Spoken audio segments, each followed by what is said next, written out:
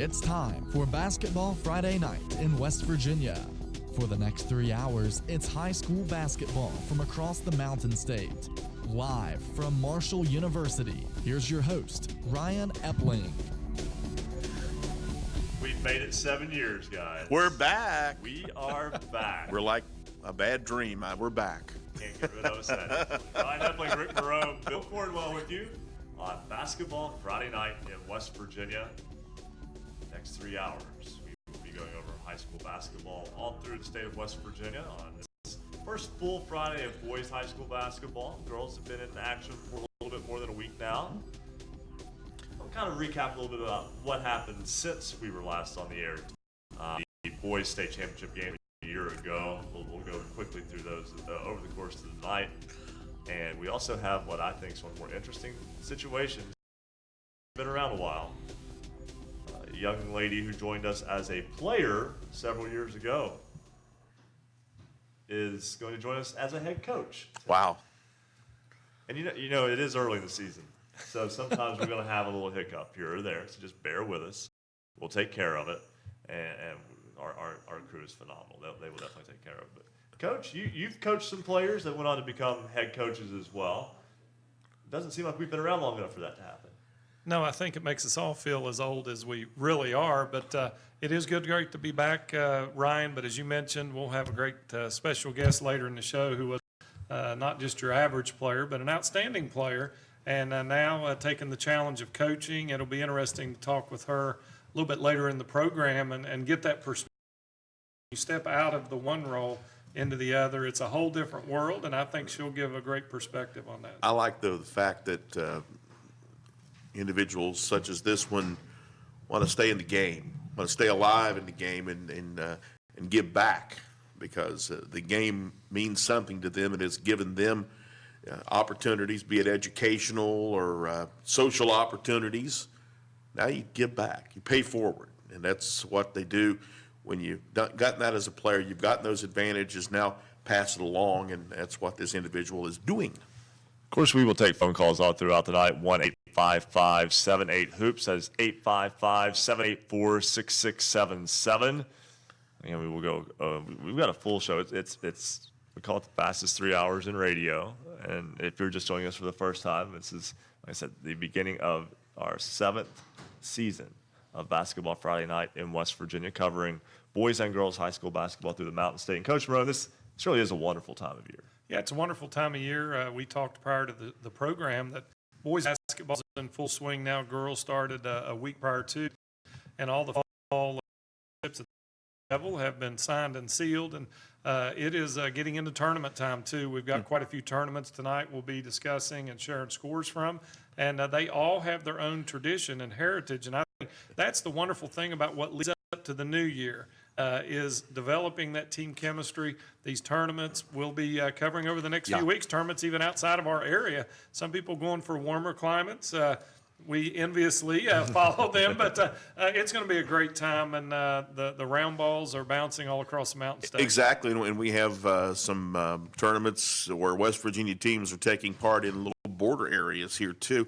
So we'll be hitting those tonight, and some of those events going on all weekend. So, yeah, this is a great way. It's almost like a festival of basketball as these tournaments take place. But that's a neat way to get into the season, and kind of it's almost like a little bit of a warm-up for the season. And, of course, you had your own tournament out at Tulsa last week, and I know that went well. So certainly you guys at Tulsa have gotten yours going there, but everybody else is just really rocking and rolling tonight. And, of course, for the guys, there's a lot of teams, at least a few teams around the state that it's transition time, because especially if you were playing football the last 2 or 3 weeks, boy, it is tough. I watched the game the other night, and you had some guys who were playing football a week and a half ago, and you could tell they were football players trying to play basketball, and there is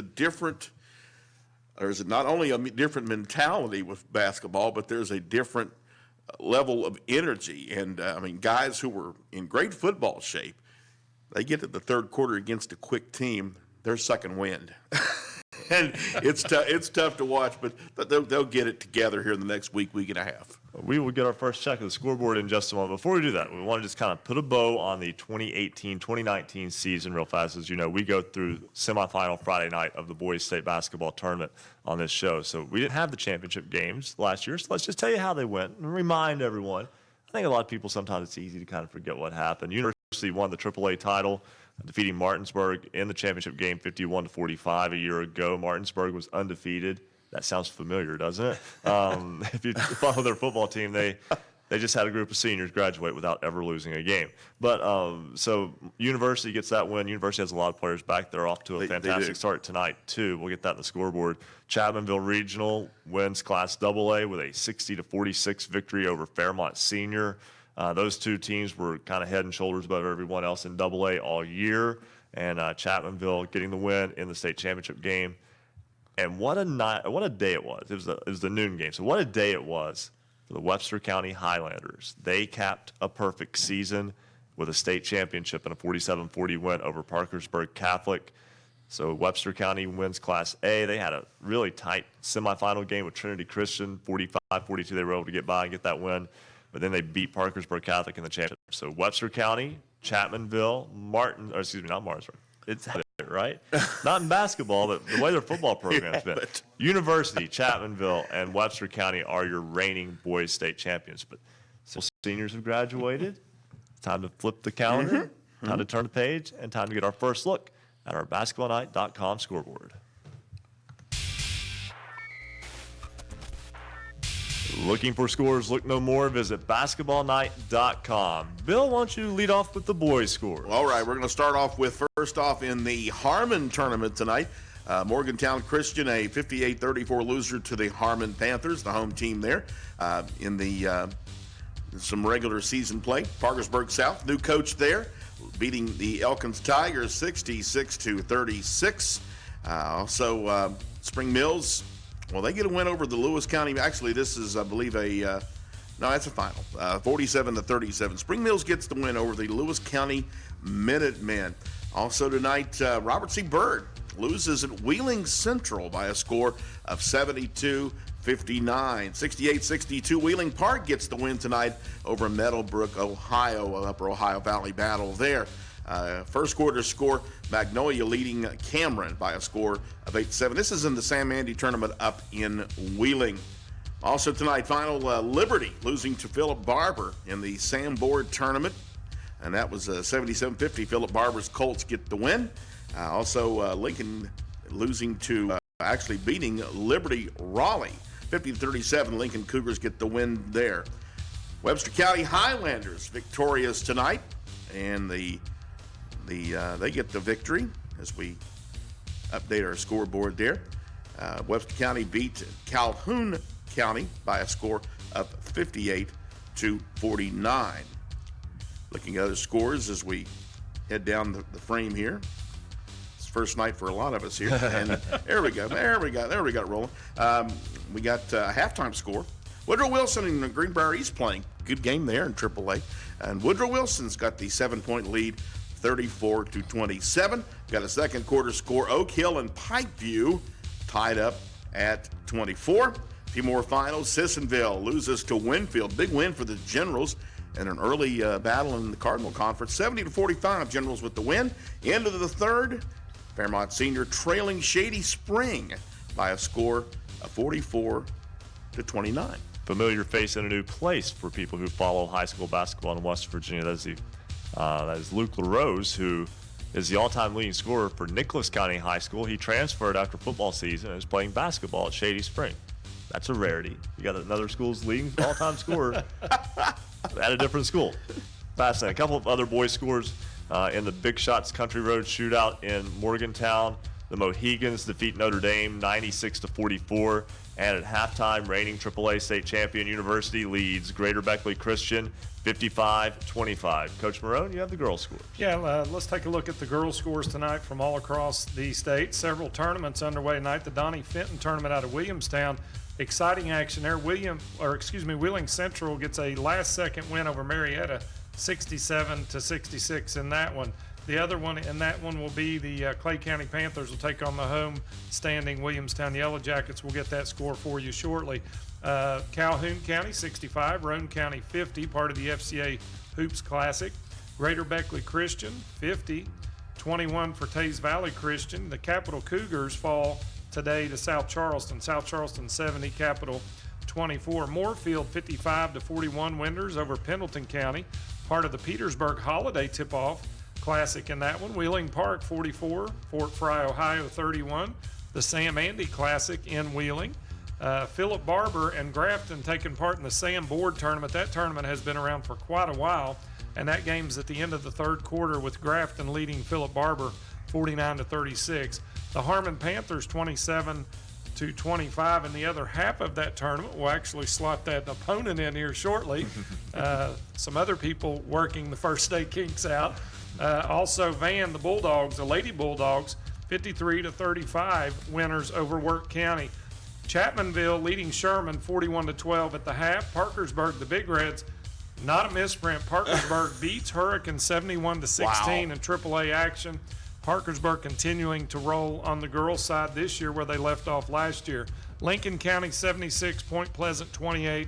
That is a final, and Ryan, there's a bunch of scores out there. We'll have them all scooped up for you over the next bit. And that's a look at your girls' finals here from the Basketball Friday Night Scoreboard Update. Thank you very much, Coach. And let's go to the phone lines for the first time. There's a big game in Class AA girls basketball last night. Yes, even this early in the season, it was still a big game. Reigning AA state champion Fairmont Senior taking on North Marion last night. North Marion, the winning team of the state championship game 2 years ago. North Marion gets the win at home 72-63 over the Polar Bears last night. Sean McNamara is a broadcaster who, Sean covers a lot of things, so we know that, but he also covers North Marion girls basketball. He joins us on the program now. And Sean, first off, nice to have you on Basketball Friday in West Virginia. Yeah, thanks a lot for having me, guys. North Marion's girls 2-0 after that big win last night, and I don't think that a lot of people necessarily think of games on December 12th as big, meaningful games in high school basketball, but the way that section has played out the last couple of years, knowing that the losers had to travel to Frankfort, which is a very difficult trip, even that game early on in the year, it's kind of a good litmus test for where those teams are. Yeah, most certainly. I was joking with both the coaches before the game that it seems a shame to play this rivalry this early in the year. But it certainly was a good one. The last three state champions in girls Class AA basketball, a great Marion County matchup, a great Big Ten matchup, and a great matchup just across West Virginia with two of the best girls basketball teams that the state has to offer. North Marion getting that win, 72-63. Tell me a little bit about that game and kind of how it played out. Sure. It was a great game, and going into it, you knew that right off the bat that the guard matchup between Marley Washmitz for Fairmont Senior and Taylor Bonamici from North Marion is one of the better head-to-heads that we're going to see. Bonamici, a four-year starter, and Washmitz just a sophomore, but the MVP of last year's championship game.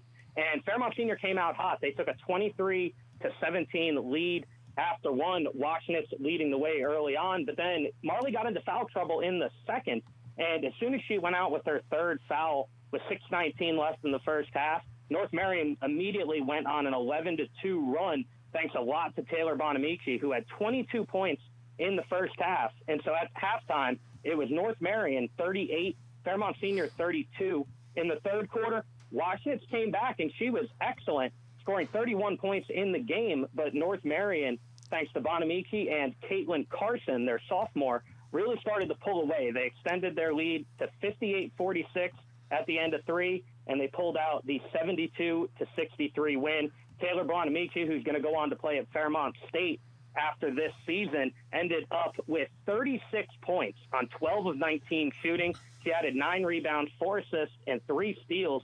She was also 12 of 15 at the free throw line. You guys remember 2 years ago in the state championship game where I think Taylor ended something like 22 of 25 from the free throw line to help the Lady Huskies secure the win in the state title game. She was every bit as good last night. Again, 36 points on 12 of 19 shooting. Caitlin Carson for North Marion added 13 points, 15 rebounds. She blocked 4 shots. She came up very big late as a team. North Marion shot 38%, but 42 rebounds, 12 of them on the offensive side, and they forced 21 turnovers. For Fairmont Senior, Marley Washnitz, 31 points, 8 steals, 11 rebounds. She was all over the place, one of the best scorers and players West Virginia has. She got some help from Emily Starn, who added 11 points, but it was not enough as North Marion was able to pull out the win in the 1-2 matchup here in early December. Well, Washington's obviously back from that state championship team a year ago, but she lost a lot of the supporting cast. I mean, obviously with 31 points, it seems like she's having to shoulder the load to score a little bit more with this group this year. Yeah, and Marley she's a volume scorer. She does a lot more. She had 31 points in the season opener against Wheeling Central, came back, had 29, I believe, against Morgantown. She's got other players that can help ease that scoring load. Emily Starn can really score. Then they got Reagan Blasher, Kiara Cosby. They have other players that can score in that one. But the shots weren't falling last night for Fairmont Senior, as they shot just 27% from the floor, 20 of 73. A lot of that thanks to Mike Parrish's Lady Huskies defense, who were giving them fits all night. And speaking of that, we talked earlier about how difficult it is in that section because the sectional runner-up ends up, generally speaking, going to Frankfort for a regional game. Well, North Marion is going to make that trip tomorrow for a game at Frankfort at 3:45, and that's another big showdown. Those are 2 big showdown games, basically 2 days apart. Absolutely. Tough game going out there. We'll get to see a little bit more from Frankfurt. Abby Beeman no longer there, so that kind of changes the composition of the Frankfurt Falcons. So it should be another good one up there. No easy games. I think there were several AA coaches who might have gone to Frankfurt's graduation just to make sure Abby Beeman was there and her eligibility is done. Sean McNamara with North Marion Girls Basketball, thanks so much for joining us.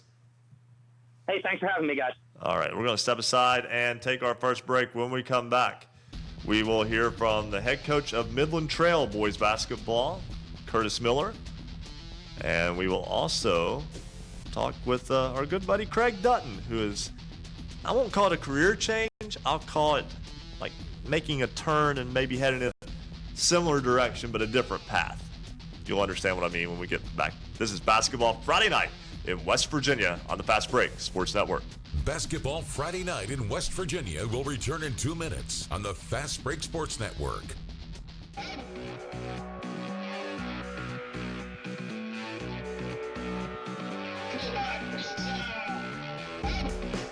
For scores online, all of them in West Virginia, visit basketballnight.com. High school basketball action in West Virginia is heating up as the teams focus on a trip to the state championship in Charleston. Stay up to date with your local team and its progress all season long with Basketball Friday Night in West Virginia for 3 hours every Friday night from 9 to midnight. Listen online on great radio stations throughout West Virginia. Hear sports writers, broadcasters, coaches, players, and your calls recapping your team's game. Visit basketballnight.com for more details on how you can become part of the show. Follow us on Twitter @hoops_roundup, @hoops_roundup. Thanks to everyone tonight that's calling in, sent text, tweets, and emails. We appreciate you being part of the show and helping us cover all high school basketball in West Virginia. Join us on the phone tonight. Share your team's game. Call toll-free 855-784-6677. 855-784-6677. Follow us on Twitter @hoops_roundup, @hoops_roundup. Text the show 304-249-4924. Text the show 304-249-4924. Go to our website, check out the scoreboard, find out how you can connect with the show tonight at basketballnight.com. Thanks for joining us on Twitter, and a shout out to Matt Boyd.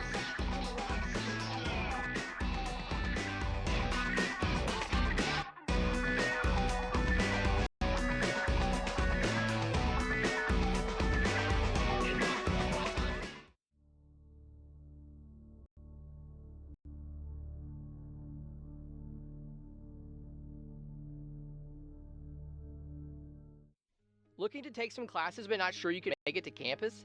Marshall offers a wide variety of online classes that fit your needs. Visit marshall.edu/MU online and register today. Marshall offers more than 200 online courses, and undergraduate and graduate majors offered exclusively online. Are you waiting for the perfect time to get your degree? Now's the time. Visit marshall.edu/MU online, where you'll find Marshall is the right fit for you. This is high school basketball's home for the Mountain State. Basketball Friday night in West Virginia on the Fast Break Sports Network. Now, back to your hosts, Bill Cornwell, Coach Ric Morrone, and Ryan Epling. 9:20 on this basketball Friday night in West Virginia, the season premiere. Ryan Epling, Bill Cornwell, Ric Morrone with you. We'd be remiss to not talk about the reclassification and basically the new idea of classifying 4 classes for basketball for boys and girls that will go into effect next year. We're going to dive deeper into that as we go on throughout the show. Again, this show loves to live in the present and now, and then tell some backstories too. That's something that is that coaches though are going to have to start worrying about, when it comes to scheduling and being prepared for later in the year. I know that right now, basically everybody's kind of just dealing with what's directly in front of them because it's basketball season, and coach, you can attest that there's not a lot of time to breathe as a coach to think about next year. You have to worry about next practice, next game, today, basically. Yeah, I can tell you on the coach's side of it, it's a non-factor. I mean, you're dealing with what's before you and trying to get your kids ready for whatever the next challenge is. And, those are people higher up the pay scale. As they say, it's above your pay grade to worry about it. A lot of those things will take place later in the year. And as you mentioned, once scheduling and stuff for next year takes place. Interesting for the public to look at. Interesting for us here with the program, but day-to-day stuff, I think coaches got a pretty full plate without worrying about that. It's just really interesting where some of the teams finished up after they had done the big reclassification, a week or two before that, and you saw the numbers, big single A, a little diminished in double A, a little bigger in triple A, up to 32 teams. And now you got some of those teams that were moving, getting shuffled in other places. And also you got teams that are in very unfamiliar spots as teams have been pushed up into AAA or to AA. And so just a lot of movement, and so we'll talk a bit more about it. Yeah, it's going to be interesting. And one thing that we'll actually, we're human. We keep up with this about as well as anyone can, but we're still trying to kind of grasp exactly how that lays out for next year. Yeah. Curtis Miller is the head coach of Midland Trail. The Patriots are 0-1 this season, the boys basketball team. But they're a team that will be classified as AA in basketball in 1 year. Coach, let's talk about this year's team first, then we'll look ahead. Your ball club 0-1 after a tough loss to open the season earlier this week to Clay County. Just tell me a little bit about what you expect from your team this year. This is going to be a learning year for us this year. We graduated 5 seniors last year, and 4 of those were starters. So I'm returning, I think, 6 points back this year from last year's team. So really loaded with sophomores and juniors this year who don't have varsity experience. So the other night was their first action in a varsity game. So we had a bunch of learning curves that we're going to have to go through, but hopefully by the end of the year we can be competitive with other teams. And your next game next week is at home against Greenbrier West. But now let's look ahead a little bit. The reclassifications come out. Midland Trail falls in AA in the 4-class layout. And I know most of the teams are kind of the same ones that you're used to, but there would be a couple of different ones in there, including Bluefield and Chapmanville. Which is interesting the way that all works out. And Coach, I know we haven't even really gotten into how that plays out. But just looking at it from your perspective and with your basketball team, what are your thoughts on the 4-class system for next year? I think it's a joke to me, pretty much. I thought the whole purpose of this was for competitive balance, and I mean, you can just look at the list of teams and tell that it has nothing to do with competitive balance. we just made a list and made cutoff lines is what we did, because there's no way, if we're going competitive balance, it went 29, 29, 29 from quad A to double A. And then, like, you do an elementary school experiment. You throw Chapmanville, Bluefield, Poca, Mingo Central, Midland Trail. One of those doesn't fit. Like, it's really obvious that one of those wouldn't fit in that category. So I'm just not sure about the formula that they use to do this and how that would bump Midland Trail up to a double A. I feel like we got punished because we're 5 miles from our county seat, which is Fayetteville, which, if anybody's ever been in Fayette County before, we don't have population anywhere. Fayetteville is a small town too, so I don't see how being 5 minutes from Fayetteville makes us any more of a powerhouse in basketball. I just don't quite understand the process. I feel like there's about 5 or 6 true single A schools that are in that double A class that probably realistically can't compete in that class. And just looking at some of the teams that were being moved up, you're talking about, like, and I think these are the teams kind of like Midland Trail in a lot of ways. Work County would be a similar type team. South Harrison would be a similar type of school as well. Those both falling in double A. And then most of the private schools falling in double A as well. Wheeling Central, Charleston Catholic, St. Joe, Parkersburg Catholics. Another one, Buffalo, moves up to double A, and that's one that's just been, seemed like it just was home in single A. So, and obviously, Coach, and this is a situation where there's not a lot you can do about it right now. But if I'm not mistaken, there's a comment period that is opening up for potential sections, because I think that has to go through public comment. Is that correct? The comment period opens in January, but I know, like you guys said earlier, it's not like we have a lot of time to deal with this, but we have actually already sat down at Midland Trail High School, and we've weighed out our options. You have until January the 10th to put in a request to move up a class. So we're actually going to move up to AAA because it's just a better option for us competition-wise. So we're going to make the jump from single A to AAA in basketball for the next 2 years, I guess. There you have it. There's some news here on Basketball Friday Night in West Virginia. Coach Miller, Coach Curtis Miller, head coach of the Midland Trail Patriots boys basketball team. Thanks so much for joining us, and we wish you and your young team best of luck through the course of the season. Thanks, guys. I appreciate it. Thank you. All right.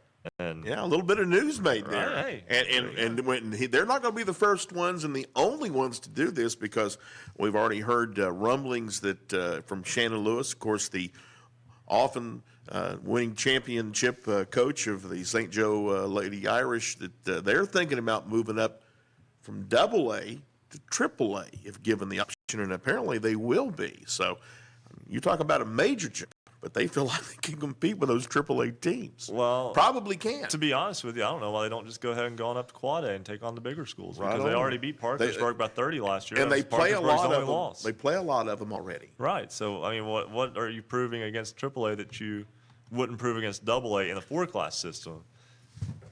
Right? I'm saying. Exactly. Maybe they would be given that option. I don't know. Yeah, we'll see. They lost a lot of talent from last year's team, but they had a girl move in from Virginia who's scoring 20-plus points per game. So some teams are blessed with that sometimes. We're going to step aside, take another break, come back with a scoreboard update, talk with Craig Dutton. He had the Robert C. Byrd game tonight. That seems a little out of his area, doesn't it? A little bit. There's a tease. Also, we'll talk with Eric Little. He's the voice of the Parkersburg South Patriots. That's a familiar face in the same place. We'll talk more about that. This is Basketball Friday Night in West Virginia on the Fast Break Sports Network. Basketball Friday Night in West Virginia will return in 2 minutes on the Fast Break Sports Network.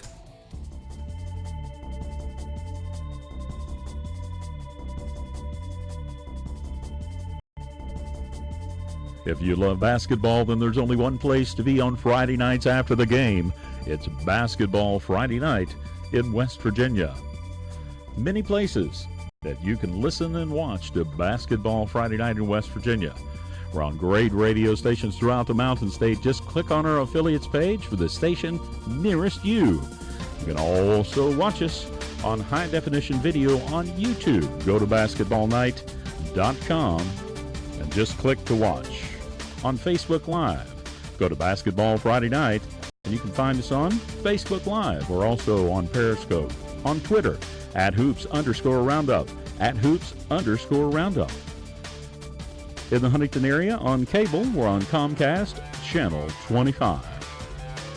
And we want you to send in your game pictures. If you're watching right now, you see all those pics. Send us your pictures so we can feature them in our video stream. Send your pics to us on Twitter @hoops_roundup, @hoops_roundup. On Facebook and Instagram, send them to RSN Sports Network or to our Facebook page. You can send them by email to scores@basketballnight.com, scores@basketballnight.com. Give us your best pics of your team and your fans. Become a part of basketballnight.com. New followers tonight, thanks for following us on Twitter @hoops_roundup. James Hatfield, Landon Mitchell, Ryan, Joshua Nutter, and the Dog Pound. Follow us on Twitter tonight, and we'll mention you by name @hoops_roundup, @hoops_roundup. It's basketballnight.com.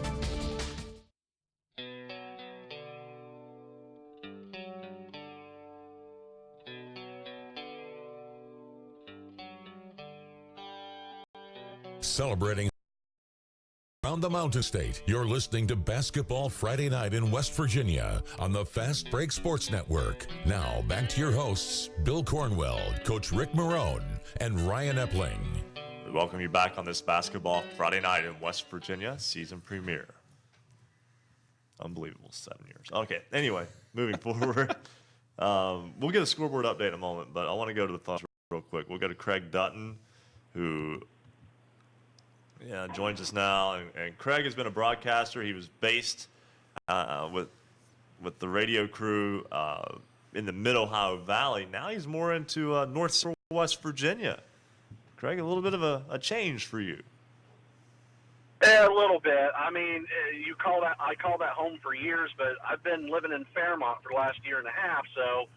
And I just did my last broadcast for football between Wheeling Central and Ritchie County just a few weeks ago. And that was my last broadcast at Seven Ranges Radio. So I thought, well, I'll go freelance. I'll go to the Polar Bear Tip-Off Classic tonight. And I got to see Robert Seabird take on Wheeling Central and Fairmont Senior host Shady Spring. Really interesting games they had at the Armory tonight. Yeah, and a big win tonight for Shady Spring over Fairmont Senior. Basically, the only team in AA that had been able to do anything with Fairmont Senior in the last few years was Chapmanville Regional. And tonight, Shady Spring handles them in Fairmont. Yeah, Shady Spring, they took on Robert C. Byrd, and Robert C. Byrd is a team that was supposed to come in really highly touted, and honestly, they just ran a brick wall with this Wheeling Central team. Jalen Creighton got things started for the Central Maroon Knights, hit a lot of threes early on, and Ryan Reesbeck, sophomore, was perfect from the free throw line, had 25 points, and led all Central Catholic Maroon Knights in scoring. They just dominated all the way through until the fourth period, and then Coach Bill Bennett's Flying Eagles started to play more physical, and they won that entire fourth period, limited Central to just 2 points in that final period. Maybe Mel Stevens was trying to play more keep away at that point, but Robert C. Byrd, maybe if they just tightened up and played more physical early on, it would have been a much tighter ball game to allow Corey Miles to be able to get a little back into the game for the Flying Eagles. So a big win for the Maroon Knights of Wheeling Central over Robert C. Byrd earlier today. That was 72-59, and the nightcap. Now I have to ask, 'cause I don't know, were you able to stay for the Shady Spring Fairmont Senior game? Oh, I did. Yeah, Fairmont Senior, they took on Shady Spring, and Shady Spring, honestly, as a team, there was a lot going in. Luke LaRose, he just transferred, played football for Nicholas King, and now he's playing basketball for Shady Spring. He was limited to 1 point tonight. It was Tommy Williams who led the way with 25 tonight for the Shady Spring Tigers. And early on, they seemed to struggle with Fairmont Senior trying to play very physical early on. A lot of turnover on this Fairmont Senior team. They're being led by Jalen Johnson, a junior. Other than that, there's brand new faces coming off that bench, and they're still waiting for a few players to get their fifth practice in from football last week. I think they'll probably add about another 2 or 3 players for tomorrow night's game versus Wheeling Central in the nightcap at 6 o'clock tomorrow. Hopefully, they'll be able to play with a few more, get a few more guys out there on the floor and try to at least limit some of the tiredness and fatigue they face tonight with Shady Spring. It's just that Tiger team is one to watch for in the coming, in the coming months here, because they seem to have a lot of things going for them. They have a lot of seniors on that team, and they got many different guys who are a threat from three-point range. Shady Spring gets a big win tonight at Fairmont Senior by a final score of 58-36. Craig, it's always good talking to you, buddy. And when we get to talk to you on Friday nights, we know it's basketball season. Yes, it is. I'm looking forward to it. You guys feel free, message me, and if you have any interesting games throughout the season you want covered up here, I'll be glad to go try to attend that. Hopefully it's just not too far from Fairmont. See, our reach, like there's a game over in Spring Mills. We don't know if you, no, I'm just playing. Craig, thanks so much for joining us, and always good talking to you, buddy. Thank you, guys. Have a wonderful season. All right, thank you very much. That's Craig Dutton, kind of freelancer right now. Exactly, and then he's moved geographically in the state, so if you got some radio stations wanting to do a little basketball in the North Central, give Craig a call. Now let's move back to where Craig came from. Seven Ranges Radio. Eric Little, broadcaster of V96.9 WVVV in Parkersburg, voice of the Parkersburg South Patriots. He joins us now on Basketball Friday Night in West Virginia. And Eric, even when Craig play, you still have to follow him. Well, I was just laughing at the fact you said it was a pleasure to talk to him. I mean, because that's kind of early in the season, early in the night to be telling lies like that. Well, I got nothing for you on that. love you, buddy, because I know we still listen. But, Well, Eric, Parkersburg South, it's a season of change for the Patriots. Mike Fallon resigning as head coach after last year. Insert Brett Rector. If you followed basketball in the Mountain State, he was someone well known for his days at Ravenswood High School as a player not that long ago. It might seem like a good football player for the Red Devils as well. And Parkersburg South 1-0 after a 30-point win over Elkins tonight. Yeah, what you had to like about Brett Rector's Patriots this evening was the intensity. They played hard. They played with passion tonight. And you're going to get that in the first game. But and there were mistakes for the Patriots. They were led by the 23 points of Malachi Sylvia. One of the things that I most enjoyed seeing was just the personal improvement within a lot of the players. Sylvia was the leading scorer from last year's team, but I believe he's the only one of the top 5, or the top 4 rather, that's back this year. They lost a lot of their production from last year's team. So they have a whole slew of guards that are ready to step up and show some depth. Cam Marks was one of those guys. He had a good season in cross country this year. He finished with not a ton of points tonight, but had a couple of nice drives to the basket. He's getting more confident handling the basketball. He looks stronger. They have some guys coming up some strong football seasons. Dylan Day, Devin Gaines, Jake Hogsett that had good nights. Physical players that use some of that increased strength and increased physicality, and you can tell they're carrying that over into the basketball season as well. You notice any difference in style of play? And it's just one game in for Brett Rector, but I know that you've covered, obviously, the Mike Fallon teams over the years, and there were times when they played at a pretty frenetic pace. What did you see tonight that maybe was different from Parkersburg South? Well, I saw an emphasis on getting the ball to Malachi Sylvia in the paint, and I think that's kind of where they need to go. They have a lot of size. In addition to Sylvia, they have Alex Woolard that's a holdover from last year, but they also got Zach Cease, a transfer back from Pennsylvania, who was actually a freshman at Parkersburg South 4 years ago, transferred away for prep school for his sophomore and junior seasons, wanted to come back home to finish out with his friends, and came back and delivered some production and added minutes. So the Patriots have some depth inside. So for the first time in a while, they're not going to be emphasizing the outside shot right away. They don't have somebody like they've had in the last few years. You have Seth Fallon, who'll shoot from the parking lot if he with the ball in his hands. And before that, it was Ty Dobson, who would shoot from pretty much anywhere if given the opportunity. A semi-clean look. So you go from that to now all of a sudden you're emphasizing the inside, which I think is a change they would have had to make with Fallon if he had stayed anyway. But I talked to Brett Rector about that this week. I said, if my memory serves me correct, you were a shooter at Ravenswood.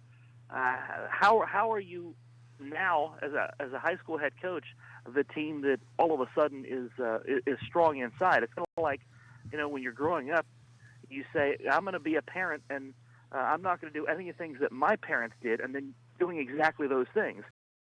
But he says he learned along the way, had some great coaches along the way that and worked under some great coaches that were good at emphasizing the post play, emphasizing what their bigs could do. So he's used to coaching both. He's used to playing in one style and coaching the other. There you go. And Parkersburg. Bill, you have sorry. Yeah, Eric. Looking at your schedule for the Patriots, I'm very impressed.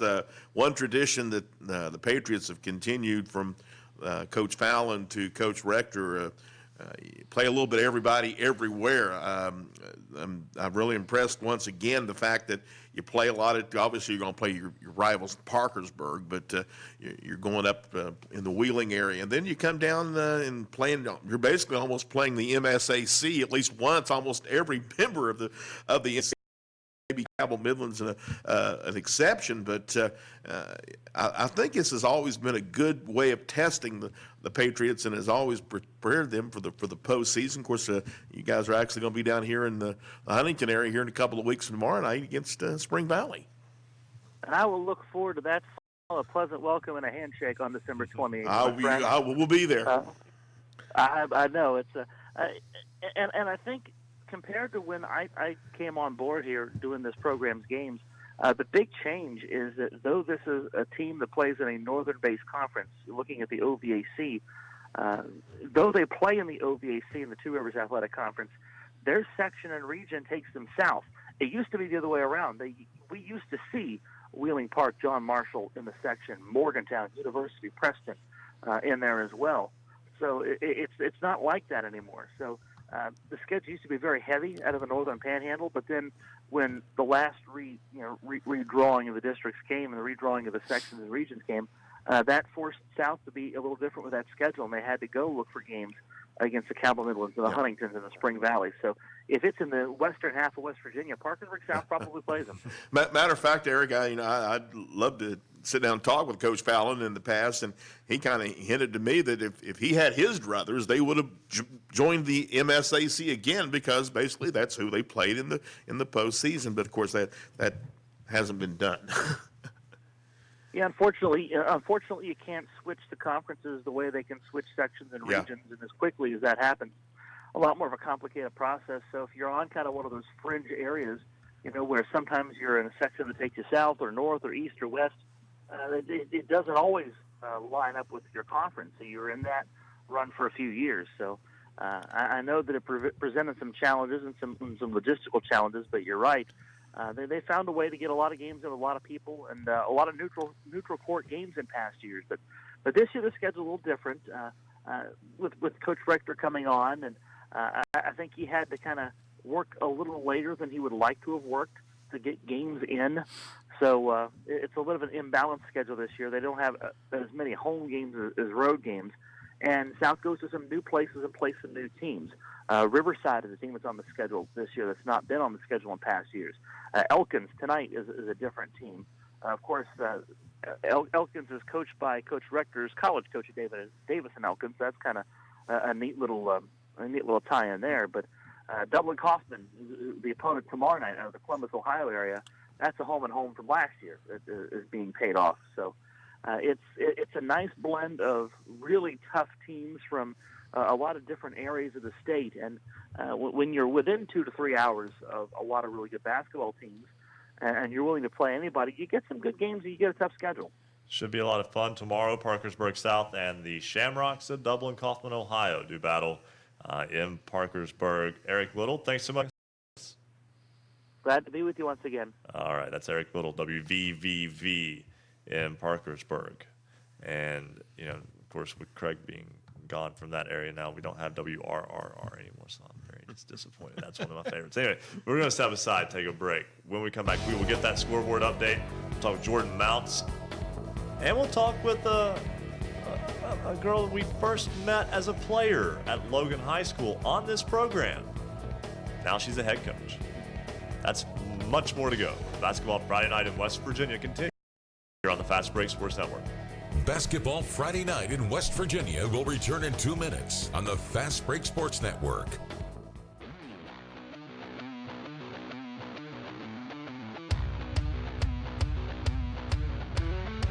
For scores online, all of them in West Virginia, visit basketballnight.com.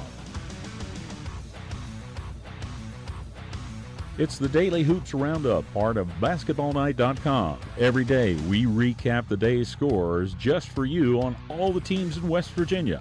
We send followers an email at 8 a.m. with the Daily Hoops Roundup. You can also visit basketballnight.com and check out the day's scores. We'd like you to become part of the score reporting crew during the week, too. Send us your team scores by Twitter, text, or email, and we'll make that part of our Daily Hoops Roundup. We want you to be part of the Basketball Friday Night in West Virginia family. On Twitter, follow us at @hoops_roundup, @hoops_roundup. Email scores at basketballnight.com, scores at basketballnight.com. Send a text with scores to 304-249-4924, 304-249-4924. Check it out at basketballnight.com. It's the Daily Hoops Roundup. Shout out to some of our newest Twitter followers. Party Basketball, thanks for following us on Twitter at @hoops_roundup. Madison Lloyd, Gilmer County Athletics, Quentin Burton, Trudy Totten, Matt Boyd, James Hatfield, Landon Mitchell, Ryan, Joshua Nutter, and the Dog Pound. Follow us on Twitter at @hoops_roundup, @hoops_roundup. We want you to become part of the Basketball Friday Night in West Virginia family at @hoops_roundup.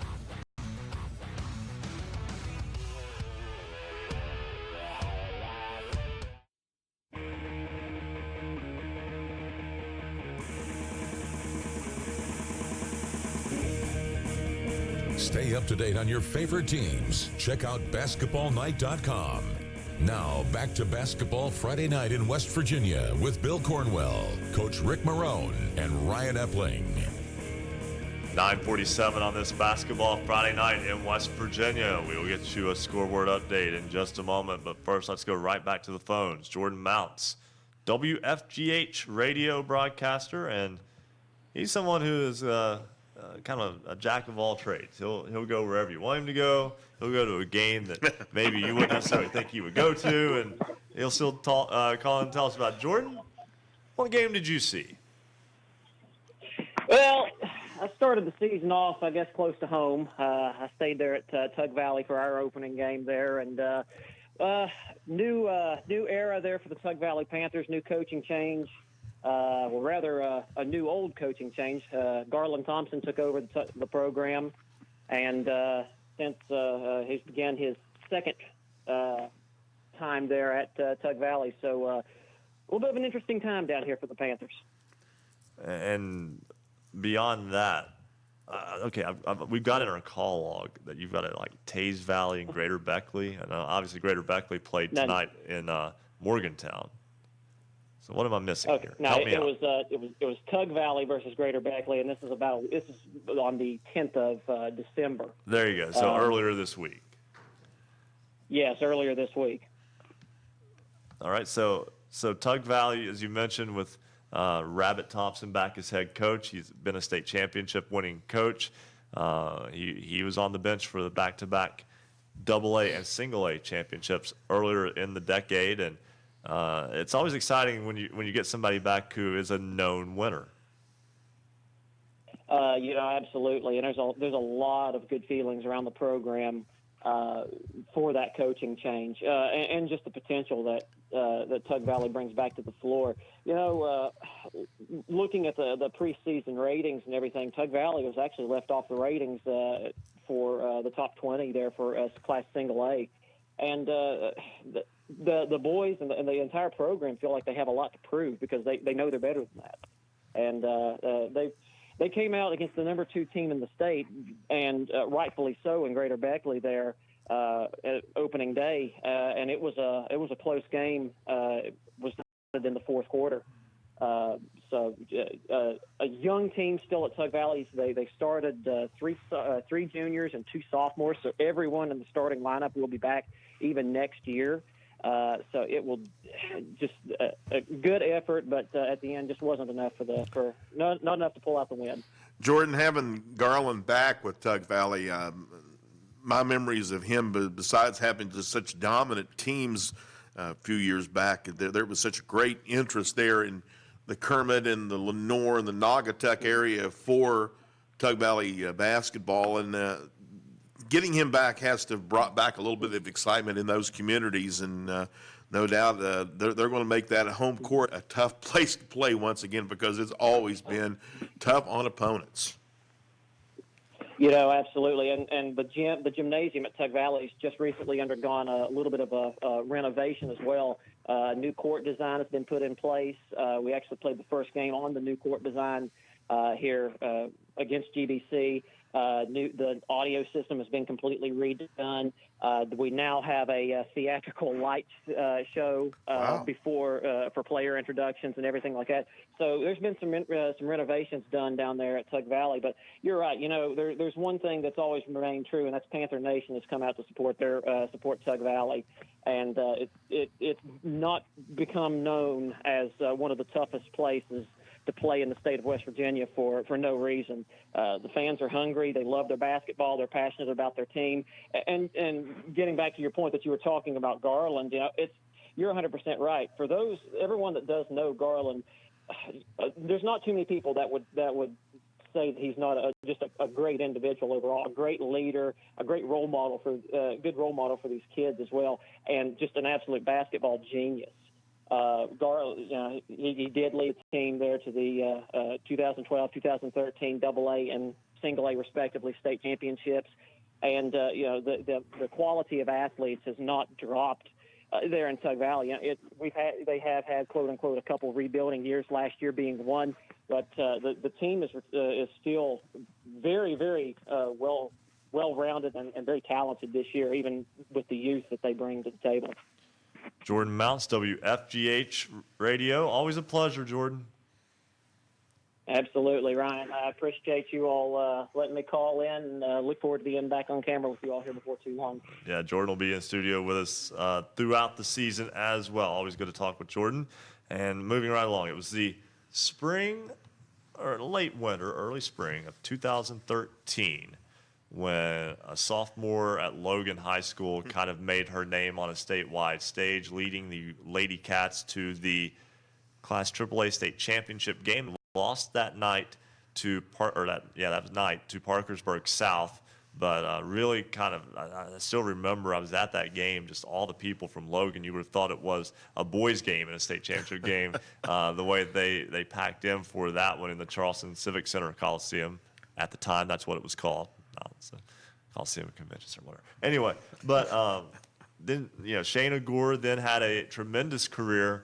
Was unable to get back to Charleston though, but had a tremendous career throughout her high school years. Also had a big time career at Marshall University, one of the top players in program history. And last year was her senior year, and now she's the head coach of the St. Albans girls basketball team. Our good buddy Scott James, busy with mayoral duties in St. Albans. So Shayna Gore is the head coach of the Red Dragons. She joins us now on Basketball Friday Night in West Virginia. And Shayna, now we've got you as a coach. How are things going in your first year at St. Albans? It's definitely a process. Trying to get to know the girls still, and they're still trying to get a feel for me. We started out, we're 0-3, but one thing that I have caught on is I get a lot of text messages and a lot of phone calls about how hard they play. And if that's one thing St. Albans can be known for, then I'll take it. We just got to get the little things in now with playing hard, which is like rebounding and communicating. I can't get them to communicate for nothing. They'll be on the sideline talking to each other before practice, but as soon as you put them on the floor, they don't say a word. So it's definitely a process, and it's definitely a transition from being a player and being a head coach. But I'm enjoying every second of it. Your playing days obviously are just barely behind you, as you were a standout for the Thundering Herd women's team last year. How's your perspective changing where you really can't go on the floor and help them right now? Well, I almost got a technical the past 2 games because I have almost been out on the floor.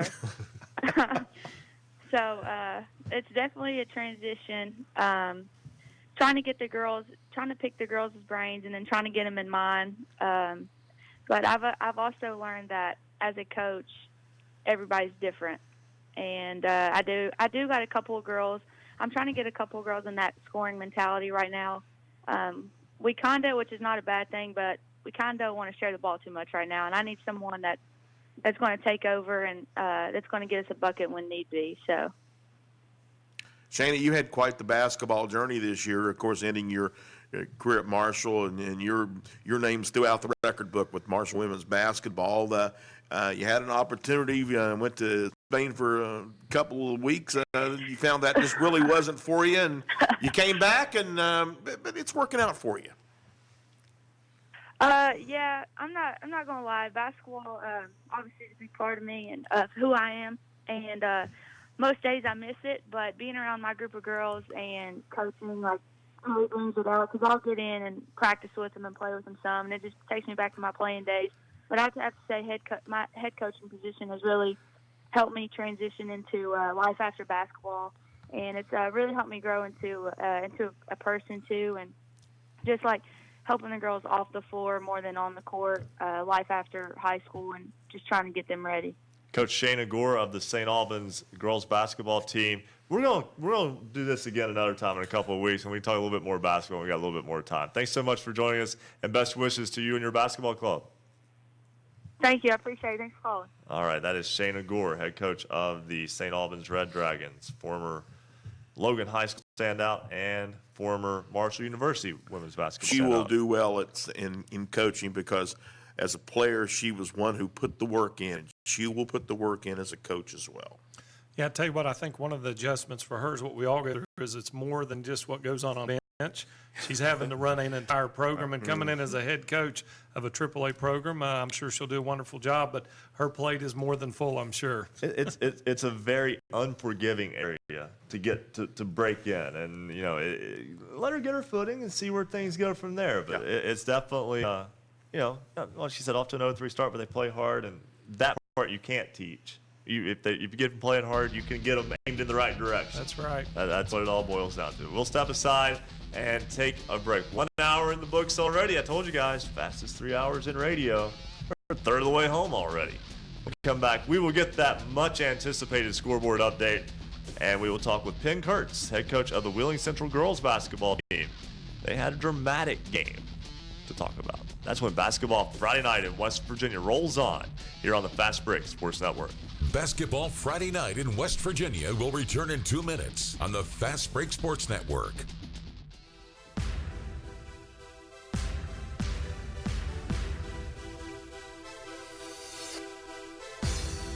This is high school basketball's voice in the Mountain State. Basketball Friday Night in West Virginia.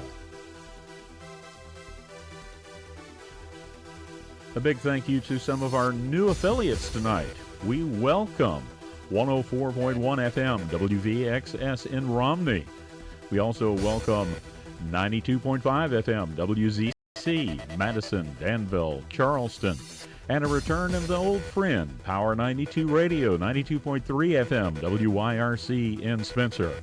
You can also listen on great radio stations throughout the Mountain State, including 1360 AM, 97.1 FM, WHJC in Matewan. We rock West Virginia louder, 105 KQV, WKQV Cowan, 105.5 FM, and heard in Braxton County on 106.9 FM. 103.7 Jack FM, WQWV in Fisher. The Valley's Watchdog, 1600 AM, WKKX Wheeling, 1370 AM WVLY Moundsville, 92.5 FM WTHMLP Ravenswood Ripley, Knights Radio 91.5 FM WRSG in Middleburn, Talk Radio WRNR Martinsburg, 740 AM 106.5 FM, Classic Hits 106 WHFI Linside 106.7 FM. 95 The Sports Fox WVES Charleston 950 AM. The Voice of the Coalfields 101.9 FM and 1290 AM. WVOW in Logan. Light Rock 93R WRRR St. Mary's 93.9 FM. The Ticket 102.3 FM WMTD in Hinton. The greatest oldies of all time 98.5 FM and 101.5 FM WQAZLP Edmond Beckley.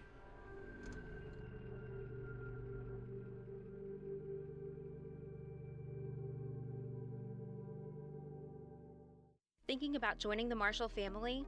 Visit marshall.edu/tour and schedule a visit today. You can join us at one of our Green and White Days and see what being a son or daughter of Marshall means. You'll visit with administration and staff and see what Marshall has to offer. Can't make it for Green and White Days? Schedule a visit to one of our daily tours and get a personal look at Marshall's campus. To register for a visit to campus, go to marshall.edu/tour or call 1-877-GO-HERD1. Welcome back to Basketball Friday Night in West Virginia. To join tonight's program, call 855-78-HOOPS. That's 855-784-6677. Follow us on Twitter @hoops_roundup for all the scores all the time. And visit basketballnight.com for a comprehensive look at schedules and standings for every team in the state. Stay tuned. Another hour of Basketball Friday Night in West Virginia begins right now. 10:01 on this Basketball Friday Night in West Virginia. Ryan Epling alongside Bill Cornwell and our good buddy, the coach, Ric Morrone. He's a man of few words right now. Man of few words, trying to gather my forces here. I know the next couple weeks I'm going to be in parts unknown and trying to value my time Sound like here. a I'll be masked coming to you guys wrestler. yes, from some other parts heading to the Smoky Mountains next week. So I'll try and connect with you guys, but we'll be heading on the road. And I'll be in Florida, so I won't be even near you. We'll hold the fort down. It'll be you all hold right. the fort down. Yeah, if it snows or whatever, we'll still be here. But anyway, so, and this is interesting. Coach, this is not a call out. You'll understand what I'm going. 20 years ago, no one had phones on the set. That was just in general. And then when cell phones first came out, it was like, don't have your phone on the set. It looks like you're disinterested. But now that's how you're gathering information, and it looks like you're working on the show because that's what you're doing. Yeah, I think we were talking before we went on the air about the art of looking busy, and phones are now part of looking busy. And me and Bill have mastered the art. I learned from George Costanza. You just got to act a little frustrated. Maybe have a clipboard. Yeah. Well, and certain shows that you watch in sports, that's just part of your wardrobe now. And I'm talking about like on the trade deadline days or free agent days. You got the guys who are the insiders. They're sitting there on their phones and they're either looking for text from people saying, so and so is moving or whatever. And so everybody's used to it now. It's no big deal with the phones. No, it's where we are in our communications age. Yeah. And speaking of where we are, we're going to talk with Penn Kurtz, head coach of the Wheeling Central girls basketball team, in just a moment. But right now, we need to do a long overdue scoreboard update. I caught him by surprise. There we go. It's first game jitters, guys. It's okay. Looking for scores? Look no more. Visit basketballnight.com. Coach Morrone, we're going to turn you loose with the boys' scores. Let's take a look at the boys' scores again. One-stop shopping for your high school boys basketball scores. Basketballnight.com is the place to go. Lots of scores coming in. First up, Morgantown 96, Notre Dame 44. That's part of the Big Shots Country Roads tip-off at University High School. University gets a 93-63 win over Greater Beckley Christian in the same event. South Charleston, a big win over Beth Haven. They win 91-49 in the FCA Hoops Classic. Harmon Panthers 58, Morgantown 34. Jefferson gets an 82-72 win over Broad Fording Christian Academy. The Elkins Tigers fall to Parkersburg South. The Patriots win 66-36 this evening. Spring Mills, the Cardinals, 47-37 winners over Lewis County. That's part of the Musselman tournament. Wheeling Central Maroon Knights 72-59 over Robert C. Byrd. Also tonight, Meadowbrook out of Ohio falls to Wheeling Park. The Wheeling Park Patriots 68-62 winners tonight. Magnolia over Cameron at the half, 28-27. That game's in the third quarter. as they lead them in the Sam Andy tournament in Wheeling. Philip Barber 77-50 over Liberty Harrison over the Mountaineers. Lincoln, the Cougars 50. Liberty Raleigh 37. Page County, Virginia 60-35 over East Hardy as the Cougars come up just short tonight. Webster County, the Highlanders off to a good start, 58-49 winners over Calhoun County. Clay Battelle, the Battling Seabees, 69-42 winners over the 100 Hornets. Gilmer County, the Titans, remember the Titans, 53-48. They win tonight over Roane County.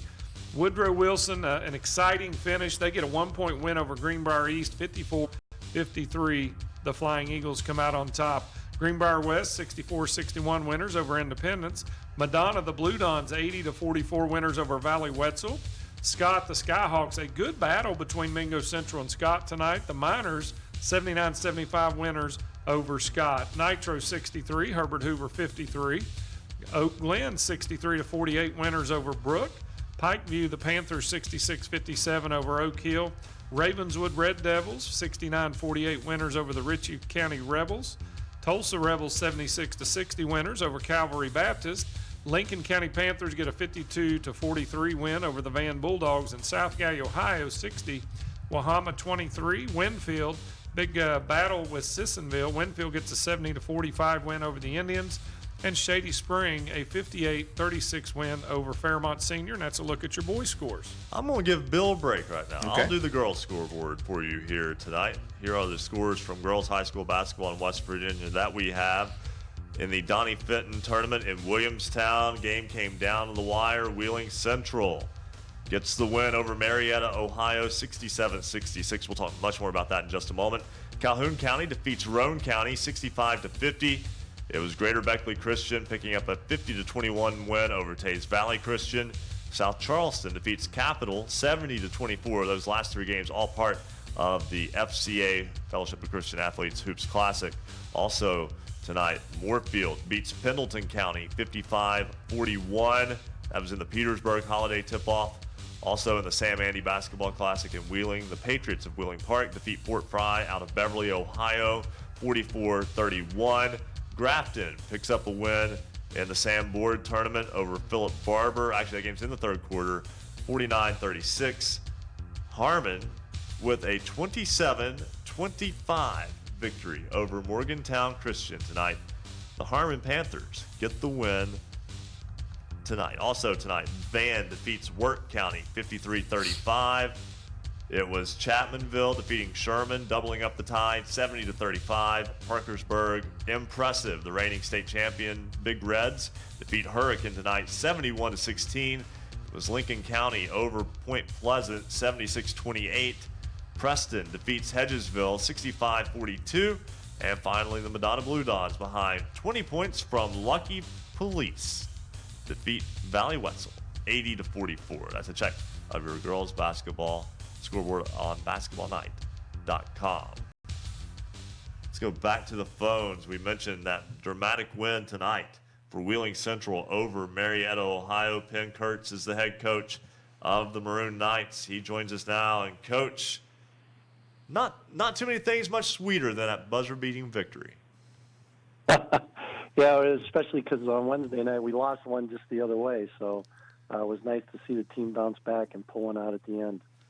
You've got a young basketball team, kind of I won't say a full reset, but you've got several new faces this year. One of them coming through tonight with about 7 seconds left is Amelia Lacondas. Maria.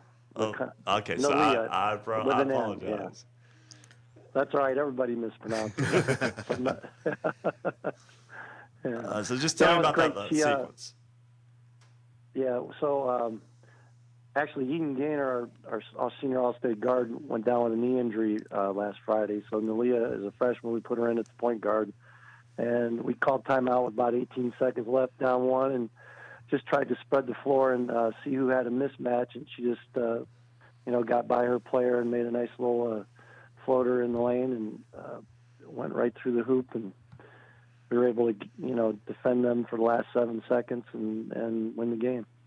Be hard-pressed to find anyone who's played a more difficult schedule right out of the chute as what your team has. You've already had games with Magnolia, who's obviously very good, reigning AA champion Fairmont Senior, took them to the wire in a tough loss a week ago. Tough loss to a very good university team that reached the Class AAA title game a year ago. And, I mean, next one up, right?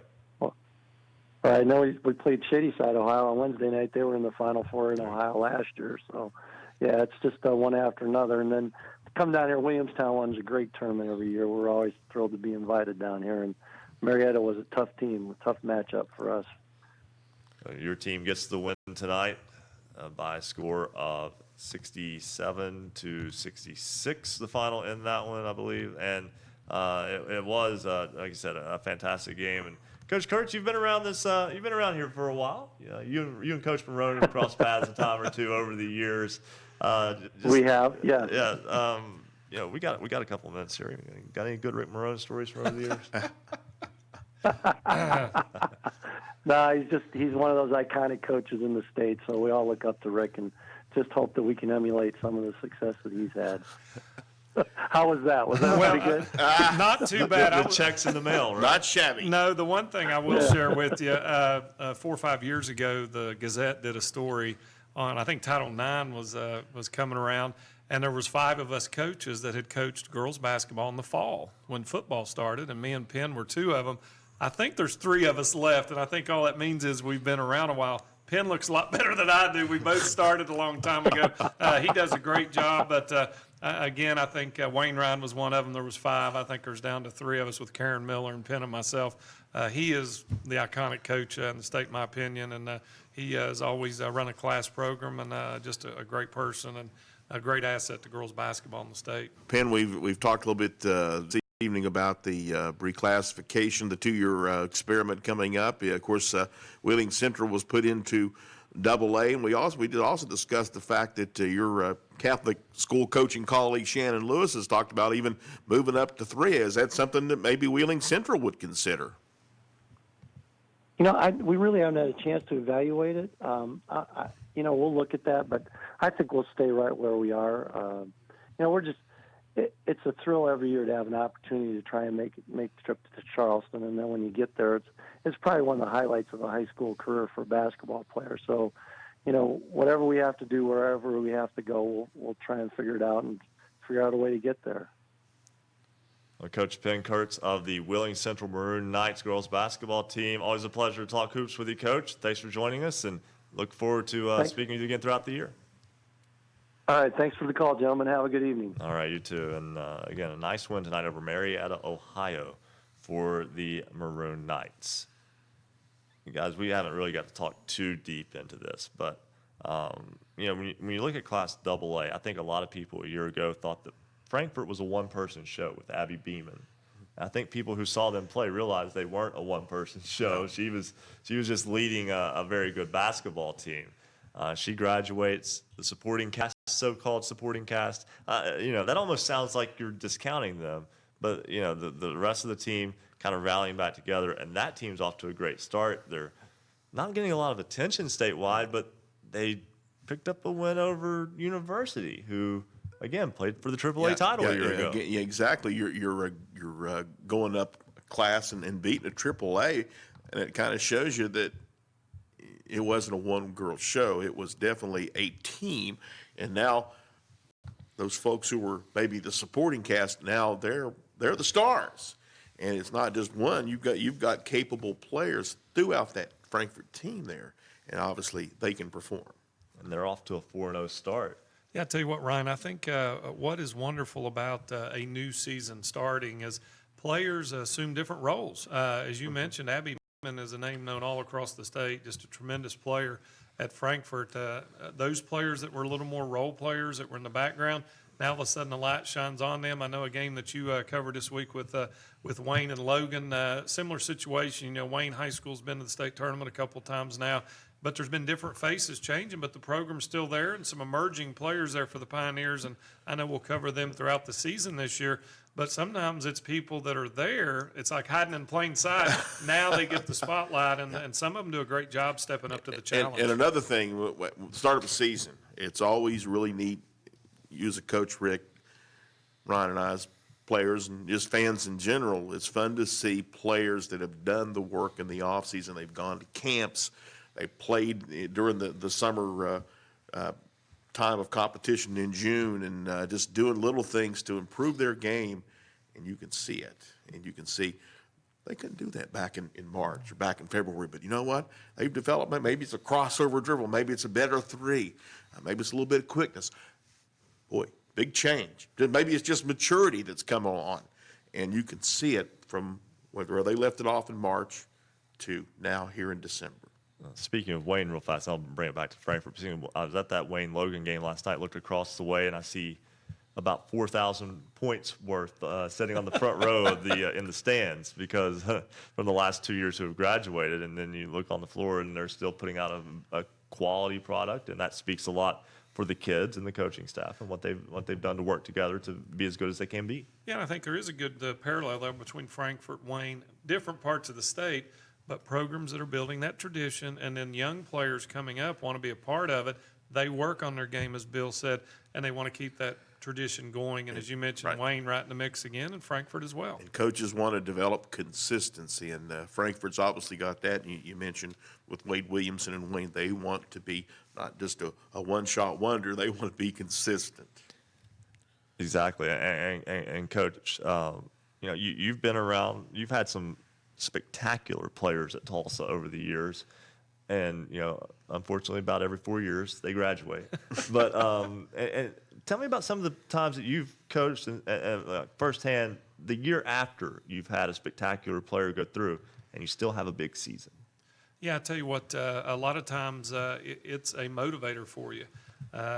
We've made the state a few times. We were there in 2016, just a couple of years ago. And the following year, we had a turnover in personnel, and we had a lot of young players coming in, and they wanted to make their own mark. And that's something that we try and pride ourselves on, is every season's its own entity.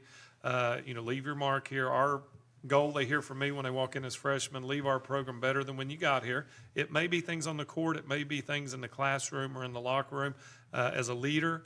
And we've had some years like it. The 2017 year, we're in the regional finals playing Williamstown, one step from the state tournament, won the same number of games we won the prior year.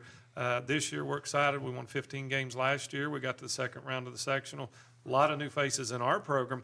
But I think that it's a motivator. It's exciting. And I think old guys like me, it motivates me, Wade Williamson, Penn Kurtz, who does look a lot younger than me and Wade. But it motivates us as coaches. I think if every year were the same, I would have been done a long time ago. I think every year is trying to get the best out of people. And sometimes our most successful years have not ended in the state tournament, but it's been successful because of growth from where we started and where we're at, and then those goals ahead of you. So it's exciting. We've got to step aside and take a break. When we come back, we're going to dig into a story that I think a lot of folks will find interesting. There was an altercation between two parents at a basketball game. We won't dig too far into that, but trust us, it's a fascinating story. It is. But it's one we can all learn a lesson from. We'll have that on Basketball Friday Night in West Virginia continues here on the Fast Break Sports Network. Basketball Friday Night in West Virginia will return in 2 minutes on the Fast Break Sports Network.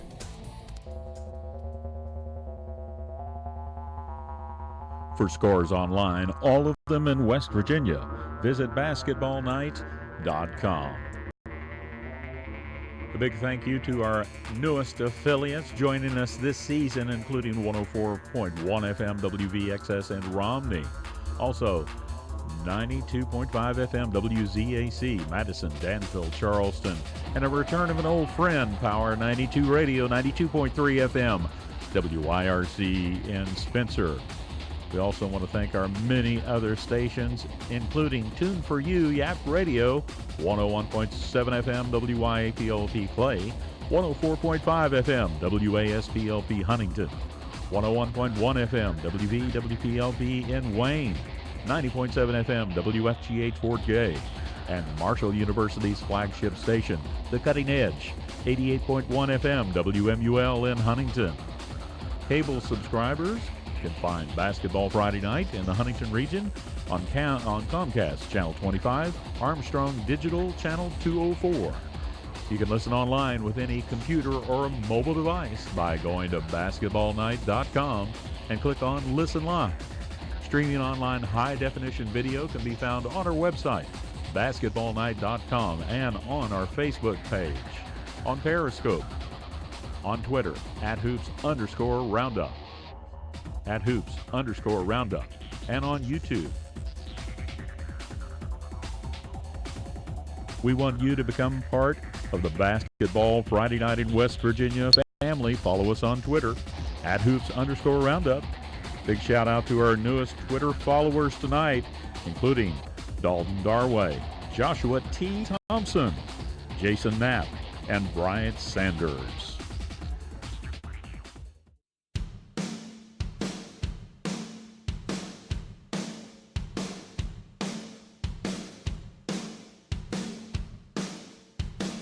This high school basketball's home for the Mountain State. Basketball Friday night in West Virginia on the Fast Break Sports Network.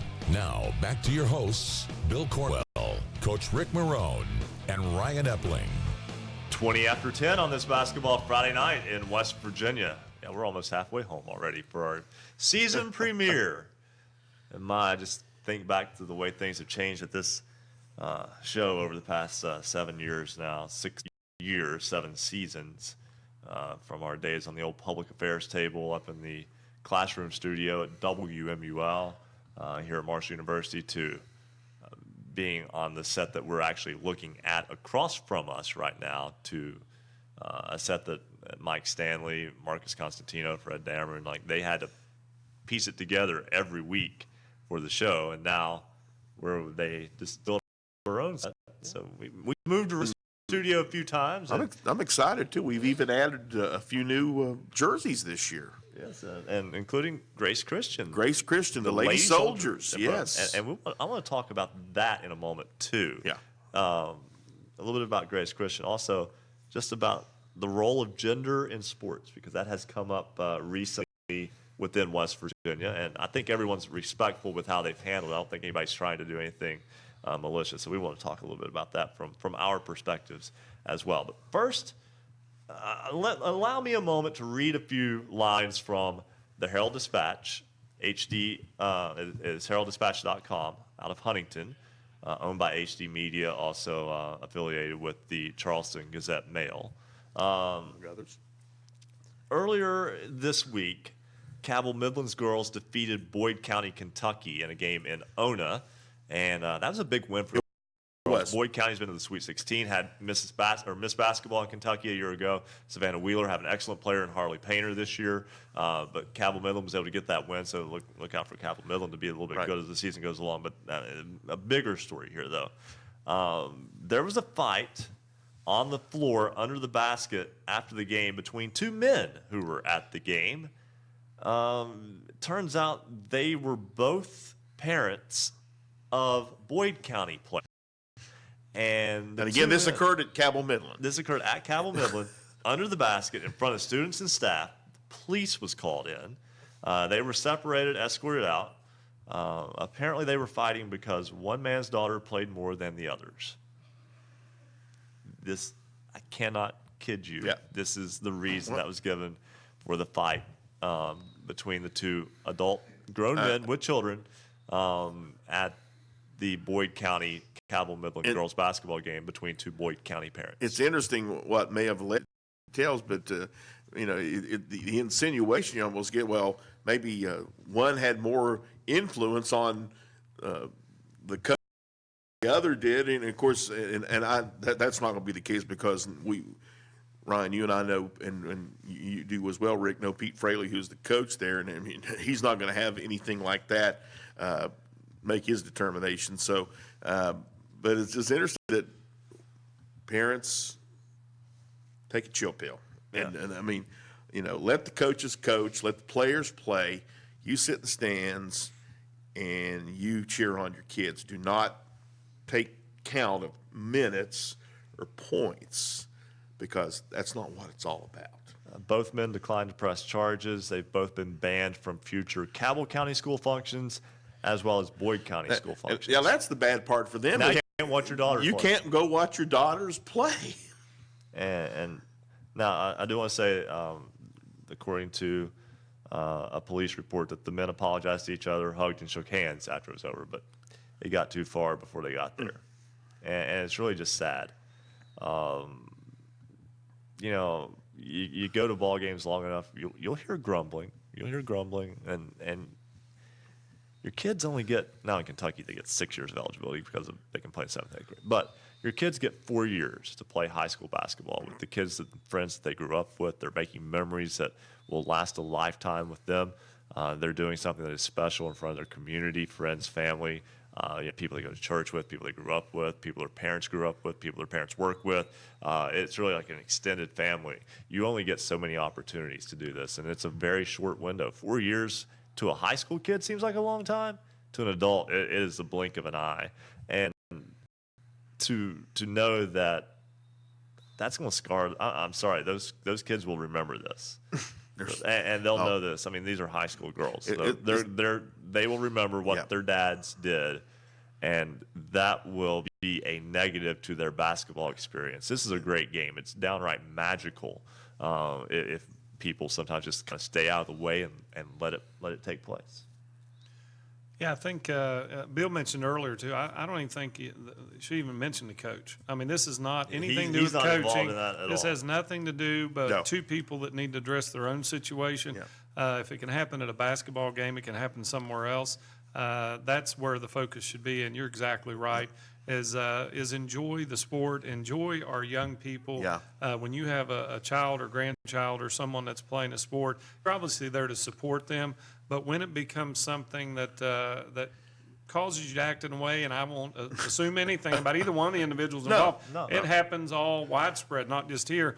It's a chance to look at yourself, and as we do, you look at this, and if others can learn from that, and maybe take pause and say, hey, wait a minute, am I going down that path? Then it can be a benefit. But enjoy the game and enjoy the kids. Like Ryan said, it goes far too quickly. And be about it. Come and have a positive attitude about what basketball does for your kids, what's for your grandkids, and respect the work that your coaches are doing. They put in so many hours. They put in not hours. They put in months, and they put in years.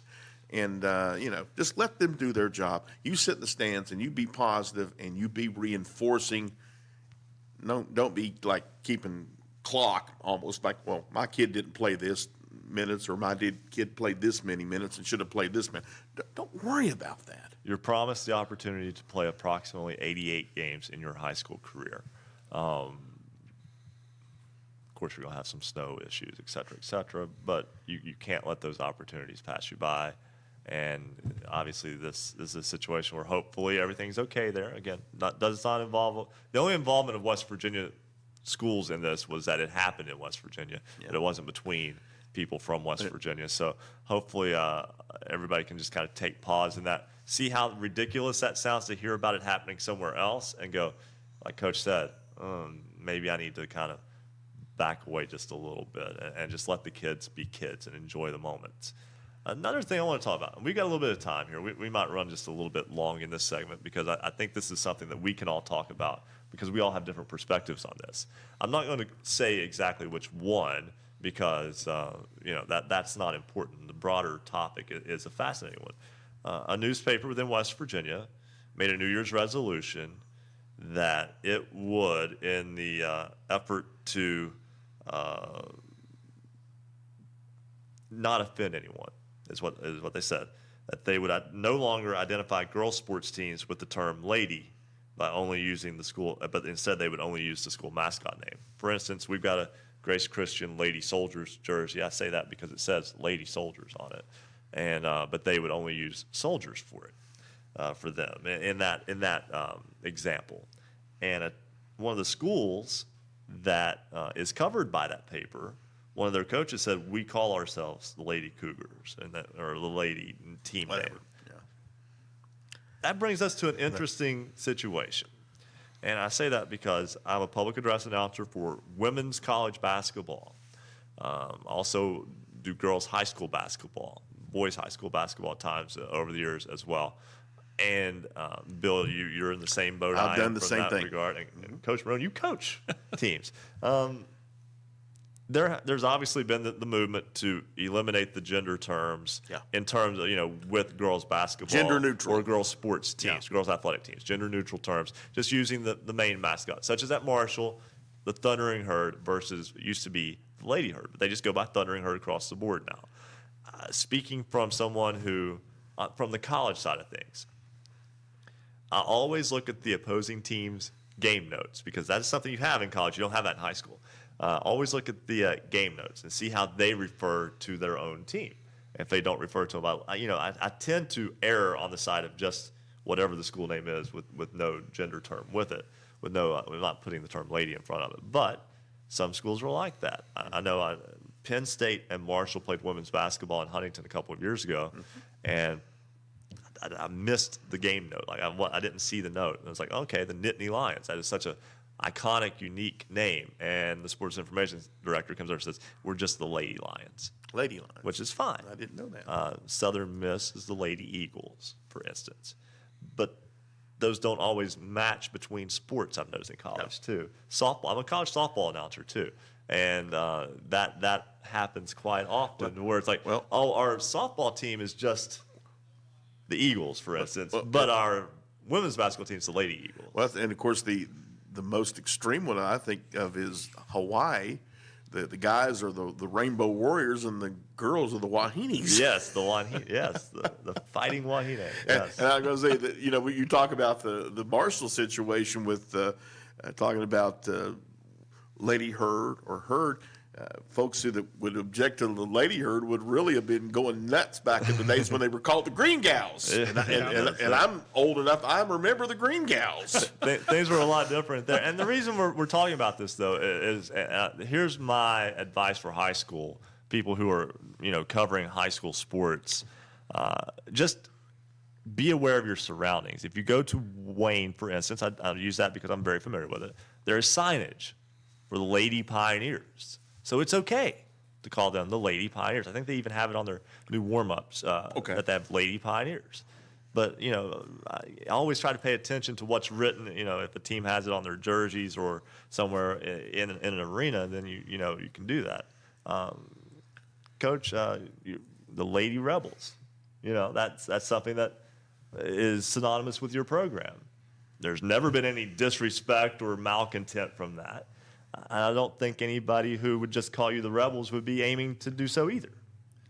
No, and I'm sure in all the courses of sports and over the years that there's probably been just the Rebels used. But, it's always been the Lady Rebels, and there's no offense on either side, and we take pride in it. And all the girls that have worn the uniform over all the years, before I got there and after I leave, we'll take pride in it. So I think you're exactly right.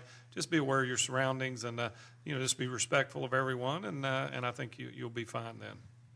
And don't always just ask the coach, because the poor coach he's got 100 things to worry. He or she has 100 things to worry about before a game. Maybe ask the scorekeeper at the worst. Right. But like I said, I always stick by what's written on the uniform, or warm-up tops tend to be your key factor there, because they don't always match the jersey. Right. Yeah. So that's just, I thought it was interesting that your reaction from somebody kind of trying to use more gender neutral terms when it comes to covering girls sports. So I think it can be well intentioned, but I think it can be inadvertently you might kind of shake the apple cart a little bit, so to speak, if you're not careful. So good intentions, et cetera, but just, again, that was my advice. Be aware of your surroundings at all times. That's what it boils down to, right? We're going to step aside, take a break. When we come back, another scoreboard update, and we will talk with Mike Goddard, broadcaster WRLB in Lewisburg, and Independence. That's when basketball Friday night in West Virginia continues here on the Fast Break Sports Network. Basketball Friday night in West Virginia will return in 2 minutes on the Fast Break Sports Network.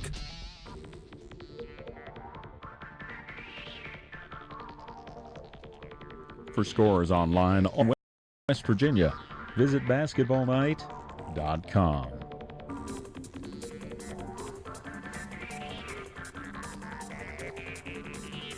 High school basketball action in West Virginia is heating up as teams focus on a trip to the state championship in Charleston. Stay up to date with your local team and its progress all season long with Basketball Friday night in West Virginia for 3 hours every Friday night from 9 to midnight. Listen online or on great radio stations throughout the Mountain East.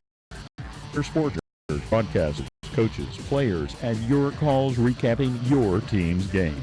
Visit basketballnight.com for more details on how you can become part of the show. Follow us on Twitter at @hoops_roundup. Thanks to everyone tonight that called, sent texts, tweets, and emails. We appreciate you being part of the show and helping us cover all high school basketball in West Virginia. Join us on the phone tonight. Share your team's game. Call toll-free 855-784-6677. 855-784-6677. Follow us on Twitter at @hoops_roundup, @hoops_roundup. You can also text the show at 304-249-4924, 304-249-4924. Go to our website, check out the scoreboard to find out how you can connect with the show tonight at basketballnight.com.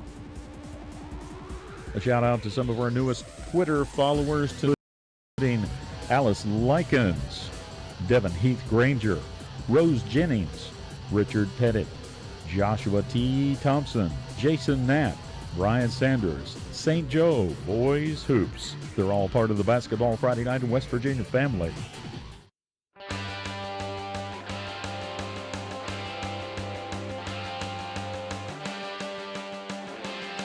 Celebrating high school basketball around the Mountain State. You're listening to Basketball Friday Night West Virginia on the Fast Break Sports Network. Now, back to your hosts, Bill Cornwell, Coach Ric Morrone, and Ryan Epling.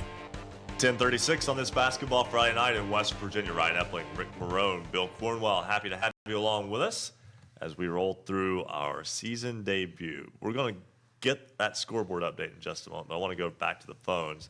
Mike Goddard, WRLB in Lewisburg, joins us now on Basketball Friday Night in West Virginia. And Mike, Greenbrier West, a ball club that had a spectacular season a year ago. That was one of our favorite teams to kind of follow along the way, as the Cavaliers had a tremendous season. And tell me a little bit about what's expected down that way this season. Well, thanks for having me, guys. And yeah, you're right. Last year was a pretty magical season in Charm Cove. It was our first appearance in the state tournament since the 1992 team had won the AA state championship. Our roster looks quite a bit different this year, as we lost the Greenbrier West all-time leading scorer, Noah Midkiff. We lost two other all-state players in the Odell twins, Colin and Riley, Shane Griffith, and Cody Lewis, just to name a few. So the Cavaliers are down to one senior on their squad this year. That is Chase Hagee. A very junior-heavy team. Caden Pack, who saw a lot of playing time last year, pretty significant minutes in the state tournament game against Trinity, and through midseason on. Lawson Vaughn is another junior that saw quite a few minutes last year, and he's going to be relied on a lot this year. And then you have some other junior players there that got a lot of JV minutes, but hadn't really gotten a lot of varsity time until tonight. And coming out of the gate, Greenbrier West looked kind of rough early on, as expected. A lot of growing pains, and late in the round 22-11, Caden Pack drew 3 first-quarter fouls, so he's out of the game. Lawson Vaughn, another name that I just mentioned right there, early into the second quarter, he's got 3 fouls, so he's on the bench. But one of those kids that played a lot of JV minutes last year, Chase Boggs, really stepped up there in the second quarter. I think he had 11 points in the second quarter. He brings Greenbrier West back to a halftime lead, a 2-point lead at halftime. And then it was pretty nip and tuck in the second half till about 3 minutes to go in the game. Greenbrier West had finally opened up an 8-point advantage. The Independence kids really fought back. They cut the lead down to 2. A late free throw for Greenbrier West was the winning margin there, 64-61. But Independence had a shot there at the end of the game, and it just fell short. 64-61, Greenbrier West opens its season with a victory over Independence tonight in Charmco. And for the Cavaliers, kind of looking ahead now after season debut behind you, now you get the weekend before coming back to play on Monday, a trip to Pocahontas County. And for most teams, that's a long trip. For Greenbrier West, it's just a pretty long trip. Yeah, it's not short by any means, but I made the trip up earlier this week to watch the girls' game. But speaking of which, they have a really fantastic girls' team this year. But we're going to go on the road Monday, and then we'll go back on the road Tuesday night to Midland Trail.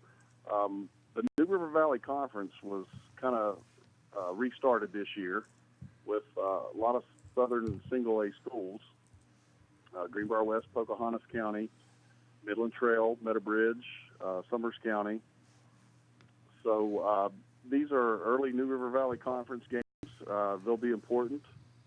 But I think tonight was just really important to get those opening night jitters out of the way. And he didn't want me to talk about this, but I want to go ahead and mention, I know you talked to assistant coach Jared Robertson many times last year. Mm-hmm. He is now our head coach. Joey Fitzwater stepped down to take our middle school job after 19 seasons. So Coach Robertson becomes the fourth head coach in Greenbrier West history, and he joins legendary John Estep as one of the only two to win their opener at Greenbrier West. Wow. Nice. So nice win tonight for the Cavaliers. And again, back in action on Monday at Pocahontas County. Mike Goddard, WRLB in Lewisburg. Thanks so much for joining us. I appreciate you guys having us. All right, and we certainly appreciate talking with Mike. Greenbrier West was one of the schools, if it weren't for the amazing run last year from Webster County, then Greenbrier West would have garnered a lot more attention. That's a really good basketball team. Went to the state tournament. Yeah, went to the state tournament, won the hit tournament last year convincingly, and again, hit heavy by graduations, and then Coach Fitzwater leaving. Big blow for them, but good to hear that he's still in the coaching ranks. Yeah. They got a lot of good competition down there in that region. When you think about Summers County and Meadowbridge, I mean those are tough teams there, and they've been good teams and good programs for a long time. So that is quite competitive region down in that part of the state. Phone lines are backing up, so let's get right back to them. Dave Morrison, SuperDaveSports.com. No one covers Region 3 boys and girls high school basketball in West Virginia better than Dave Morrison. Dave, welcome back to the program. Man, how are we doing this evening? We are doing fantastic. Hey, we're only like a week and a half into the season, boys and girls combined. How many games have you been to now? I've been to 5, if you count 2 tonight. Woo! 5 3 girls games, 2, and that's on one leg. So, when I get 2, I'll really get going. Yeah, you're off to a slow start, Dave. I don't know. Yeah, So obviously there's a lot of basketball history in that area. We talk about that every year. What are we looking for in that part of the state? When we're talking Region 3, we're talking like the Bluefield, Beckley, and over into the Greenbrier Valley areas of the state. Yeah, Fayette County, Wyoming County, of course, and I do a lot of things in Wyoming County because that's where I'm stationed now. So sounds like the military. That's where I'm stationed. And I've been to Wyoming. I've been to West Side quite a bit. I was there tonight for 2 games. Liberty played Lincoln. That's the Lincoln in Central West Virginia. Lincoln wins that game over Liberty tonight in the nightcap. West Side with a 69-62 win over Princeton. And I saw a kid bank a 3. I didn't think he called bank. I talked to the opposing coach. The opposing coach says, no, he called 3. My kids came over and told me. So anytime you get your opposing coach calling, saying the kid called bank, you can just about bet that he did. But a good game there between West Side and Princeton. I think there'll be a lot of change. This is last year's Region 3 as we know it. As you know, the new classifications came out, or at least where people will be at classification-wise. And I kind of really hate to see Region 3 go, but I think Oak Hill was probably the king of Section 1 last year, and I think it's up in the air. as much as it's been for years there in Section 1. Wyoming East probably your team to beat. Westside Liberty should be good. You've got Section 2. Now you've got Bluefield and Shady Spring. Now, Shady Spring I saw beat Fairmont tonight. I think Fairmont must be rebuilding. Did you guys see that score? Yes, it's a 20-point game. 58-36. Luke LaRose with 1 point. I just stepped in the house. I'm trying to ascertain why he had just 1 point. I know Tommy Williams had 25, and a very good freshman. They have Braden Chapman had 15. So Luke LaRose 1 point after coming over from Nicholas County. And like I said, I'll have to get to the bottom of that. I don't know if he was hopefully not injured. And you don't expect to see Luke LaRose with 1 point. The all-time leading scorer in Nicholas County High School boys basketball history. Scores 1 in his debut for Shady Spring, which is a 23-point win or 22-point win on the road at Fairmont Senior. None of this makes sense if you just say it that way. I know if you're told that Luke LaRose is going to score 1 point and Shady Springs going to Fairmont, you're probably thinking it's going to be a long night for Shady Springs. It didn't turn out that way. No, so have you seen the Greenbrier East Woodrow score? That's another one. I just stepped in the house, honestly. Yes, Woodrow Wilson picking up a 54-53 win. Wow, that one, that opener between those two is always close. Yes, I believe Greenbrier East got them a couple of years ago in a year that Woodrow was very good. I believe they got them last year. Yeah. Last year, I think they won that game. And, of course, the girls around here, you always think of Wyoming East, and apparently, again, they're going to be a very good team, a 91-10 to win. And I noticed a lot of people on Twitter, noting that, come on, 91-10. But I can tell you by looking at the huddle or whatever they have, it has the minutes played in an entire quarter. So, there you can't just really tell your 12th and 11th, 13th, 14th person to, shut it down. They want to play too, but I think it's going to be a very good battle there between Wyoming East and Westside in this section, and they play next week, middle of next week. That should be a good one. Dave Morrison, SuperDaveSports.com. Always a pleasure, Dave, and maybe you can actually get to a few games this week, and we can talk about it next week.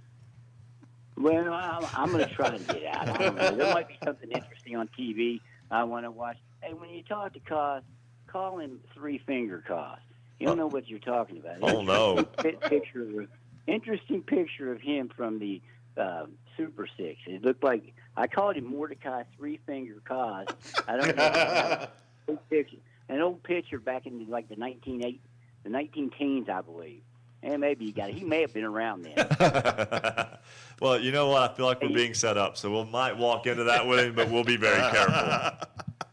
Hey, you guys have a great evening, man. Thanks so much, Dave Morrison, SuperDaveSports.com. We have to step aside and take a break. When we come back, we will talk with Todd Maynard, head coach of the Tulsa boys basketball team. And we'll talk with Morgan Sherwood, student broadcaster from Hedgesville High School. That's when Basketball Friday Night in West Virginia continues here on the Fast Break Sports Network. Basketball Friday Night in West Virginia will return in 2 minutes on the Fast Break Sports Network.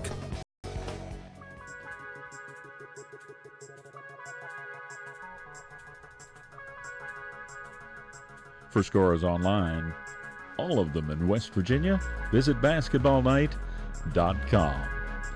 Marshall University Sports Journal offers students the opportunity to develop skills in the exciting areas of print, public relations, or broadcasting. Our curriculum features terrific skill-based courses and prioritizes hands-on experience that not only expose the students' work to the also the sports journalism professionals who are often willing to provide crucial feedback. Marshall sports journalism majors cover our 15 varsity teams in any media format, including text, online, photo, radio, or video.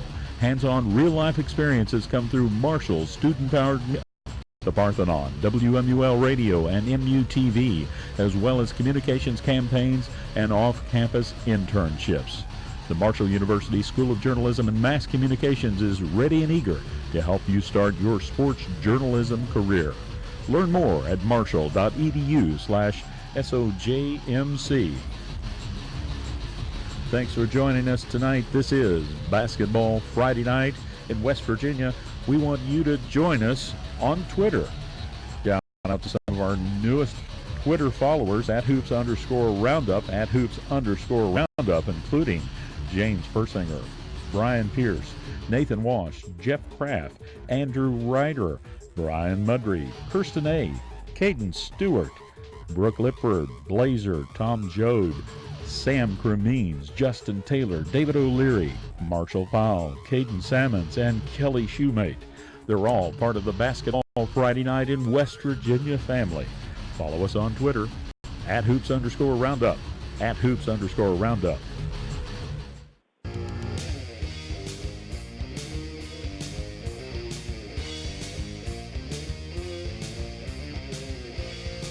Stay up to date on your favorite teams. Check out basketballnight.com.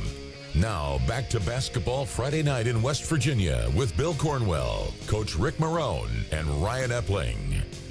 10 till 11 on this Basketball Friday Night in West Virginia. Ryan Epling, Ric Morrone, Bill Cornwell with you. Big win tonight for the Tulsa Rebels as they get their second win of the year in as many days and in as many outings with a win over Calvary Baptist tonight, 76-60. Head coach Todd Maynard joins us now, and as soon as we get this work, there we go. No. You know, it's game one. It's day one. Now we got it. There we go. Coach Maynard with, yeah, thank you. I can click a button. All right. Coach Maynard, thanks so much for joining us. And congratulations on win number 2 in as many days to begin the season. Yeah, we appreciate that. We played a good game tonight versus a very well coached and good balanced Calvary Baptist team. They're big and long, and they caused us some fits early there, but we shot the ball exceptionally well tonight. A good win for our program early on in the year. Bombs away tonight, right? Yeah, we shot the 3 ball pretty well tonight. So I tell you what, we look really good when it goes in, but when it don't, we don't look too good. So we shoot a high volume of them, so they went in tonight. So it was pretty good for us. 14 made threes for the Rebels in that 16-point victory tonight over Calvary Baptist. And Coach, we talk about jumping right in. You played last night, a 15-point win over Covenant Christian.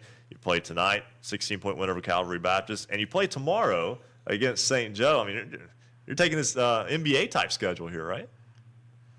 Yeah. Unfortunately, I like to blame that on our AD down there. I've scheduled it. No, that's kind of how it went there with the scheduling. So it'll be a good test for us early.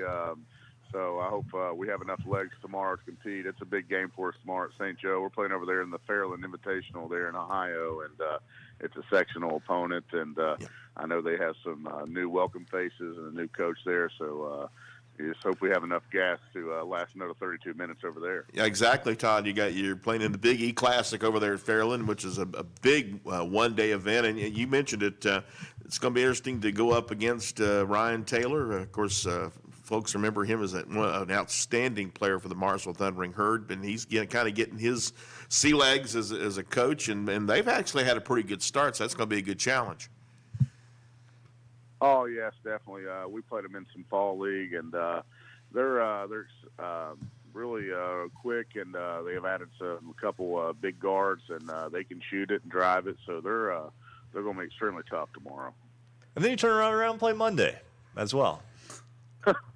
Yeah. So no rest for the weary. No rest for the weary. You're going to be a fifth of the way through your season on Monday. Yeah. Well, I told them if they went 4-0 through the weekend here, we might give them Tuesday off. There you go. Coach Todd Maynard of the Tulsa Rebels boys team off to a 2-0 start. Again, playing St. Joe tomorrow in Proctorville, Ohio, and then playing Grace Christian on Monday. Coach Maynard, thanks so much for joining us. Congratulations on those first 2 wins. All right, thanks for having me. You guys have a good night. All right, thanks, you too. And guys, let's keep it right going because we're running a little short on time. We'll see how this goes. I love that in-between time where you got to pick. So if I even talk about it, I'm wasting time. Let's go back to the phone lines. Morgan Sherwood is a student broadcaster from Hedgesville High School. She covers a little bit of everything around the Martinsburg area. She joins us now on Basketball Friday Night in West Virginia. And Morgan, welcome back to the show. I'm so glad to be back after touring the campus with you guys over the summer, I guess. Yes, we did meet Morgan here. She did attend a broadcasting camp here at Marshall, or a journalism camp, Journalism camp. at Marshall University. So did get a chance to meet her while she was here over the summer, and had a good time. It's nice to put faces with the voices that we hear in our heads. That sounds weird, but it's radio, so that's what we do. Yeah. And I do want to say, Morgan, we've had some of your work too. We see it online that you do through Hedgesville, and really you do a phenomenal job with a lot, like even the videography and putting the editing of videos together. Some sports information department is going to be knocking on your door here in about a year or so, seeing if you can help them out. But Morgan, tell me a little bit about. Oh, go ahead. Sorry, go ahead. Oh, I just hope that they come knocking at my door, honestly. We'll see about that. Martinsburg and Jefferson. You've been covering a lot of games early on in the season. Really just under, and really you had that part of the Eastern Panhandle kind of scouted out. Tell me about what you've seen thus far. So actually today was the first day of the Hardwood Classic at Hedgesville, and we played Broadfordian. Well, Jefferson High School played Broadfordian, and the score of that game was 82. And the Eagles actually played a DC team, IDE. Sorry. Yeah. And we beat them 85-24, which, it was just a great game. We had, Evan Hersby with 17 points, Jaden Wilmer with 16, Elijah King, who's a freshman, with 14, Jameson Mackey with 12 points, just in the game. Pretty great game to start off our season. We're now 2-0 after our win against Silver Oak on Tuesday. That's a good start to the season for the Hedgesville Eagles. And okay, Morgan, I have to ask. I know you cover football pretty well. Also, you're pretty much the student media member from Hedgesville, if we would have such a position to call that. From the sports that you've covered, what's your favorite sport to cover so far? Season. Pretty confident in the team that we have. It's going to go really well. Should be a lot of fun. Morgan Sherwood, thanks so much for joining us, and it was good meeting you over the summer, and I look forward to hearing from you as the season rolls along. All right, I'll call you later soon. All right, sounds good. That's Morgan Sherwood from Hedgesville High School. We've got to step aside, take a break. When we come back, third and final hour of Basketball Friday Night in West Virginia. Where's the time go? This break, Sports Network. Basketball Friday Night in West Virginia will return in 2 minutes on the Fast Break Sports Network.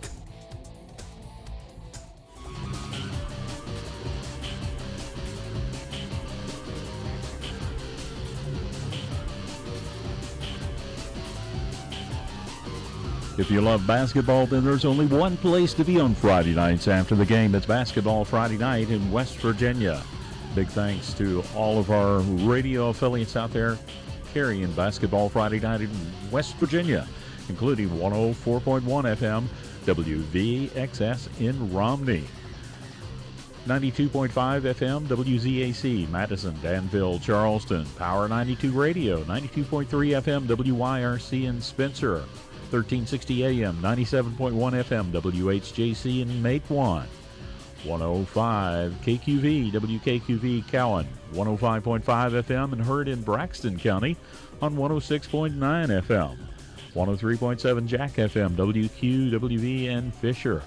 The Valley's Dog, 1600 AM, WKKX Wheeler, 1370 AM, WVLY in Moundsville, 92.5 FM, WTHM LP Ravenswood, Ripley, Nights Radio, 5 FM, WRSG in Middleburn, Talk Radio, WRNR Martinsburg, 740 AM, 106.5 FM, Classic Hits 106 WHFI Linside, 106.7 FM, 95 The Sports Fox, WBES Charleston, 950 AM, The Voice of the Coalfields, 101.9 FM and 1290 AM WVOW in Logan, Light Rock 93R, WRRR St. Mary's 93.9 FM, The Ticket 102.3 FM WMTD in Hinton, the greatest oldies of all time, 98.5 FM and 101.5 FM WQAZ LP, Edmond, Beckley.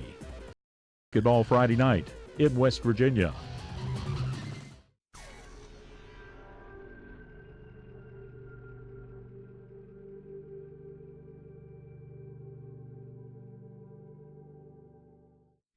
Looking to take some classes but not sure you can make it to campus? Marshall offers a wide variety of online classes that fit your needs. Visit marshall.edu/MU online and register today. Marshall offers more than 200 online courses, and undergraduate and graduate majors offered exclusively online. Are you waiting for the perfect time to get your degree? Now's the time. Visit marshall.edu/MU online, where you'll find that Marshall is the right fit for you. Welcome back to Basketball Friday Night in West Virginia. To join tonight's program, call 855-78-HOOPS. That's 855-784-6677. Follow us on Twitter @Hoops_Roundup for all the scores all the time. And visit basketballnight.com for a comprehensive look at schedules and standings for every team in the state. Stay tuned. Another hour of Basketball Friday Night in West Virginia begins right now. Third and final hour of episode 1 of season 7 of Basketball Friday Night in West Virginia. Something I'll never understand is this whole, how players can reclassify and graduate immediately and go to college. I just mentioned that because we always joked around that our 5th year was our grad school year, our 6th year was our prep school year. We don't have a term for the 7th year. Bill will understand this. Toledo used to have football players that seemed to get medical red shirts and play 7 years, all of them. Which Tate, for instance. But anyway. You're not bitter, are you? That happened 20 years ago, and I'm still curious about how all that worked out. Like UK fans still hate Leitner. It's the same thing. Yeah, but the difference was Marshall still beat Toledo those years. That's true. So anyway, yeah. Nonetheless, basketball Friday night in West Virginia. 1 hour to go here in the program, and of course, always a lot of fun here this time of year. We expect to talk with our resident referee Bo Anderson a little bit later on. He's actually not on hold yet. Trying to ease his hold times as the season goes along. Usually he'd been on hold for an hour already. Right. Yeah. And also looking forward to Kaz time as well. So apparently we're supposed to ask him something about 3 fingers. I'm worried about that. Nonetheless, though, we'll talk with Lynn Frederick, assistant coach of the Gilmer County Titans, in just a moment. But first, it's time for another BasketballNight.com scoreboard update.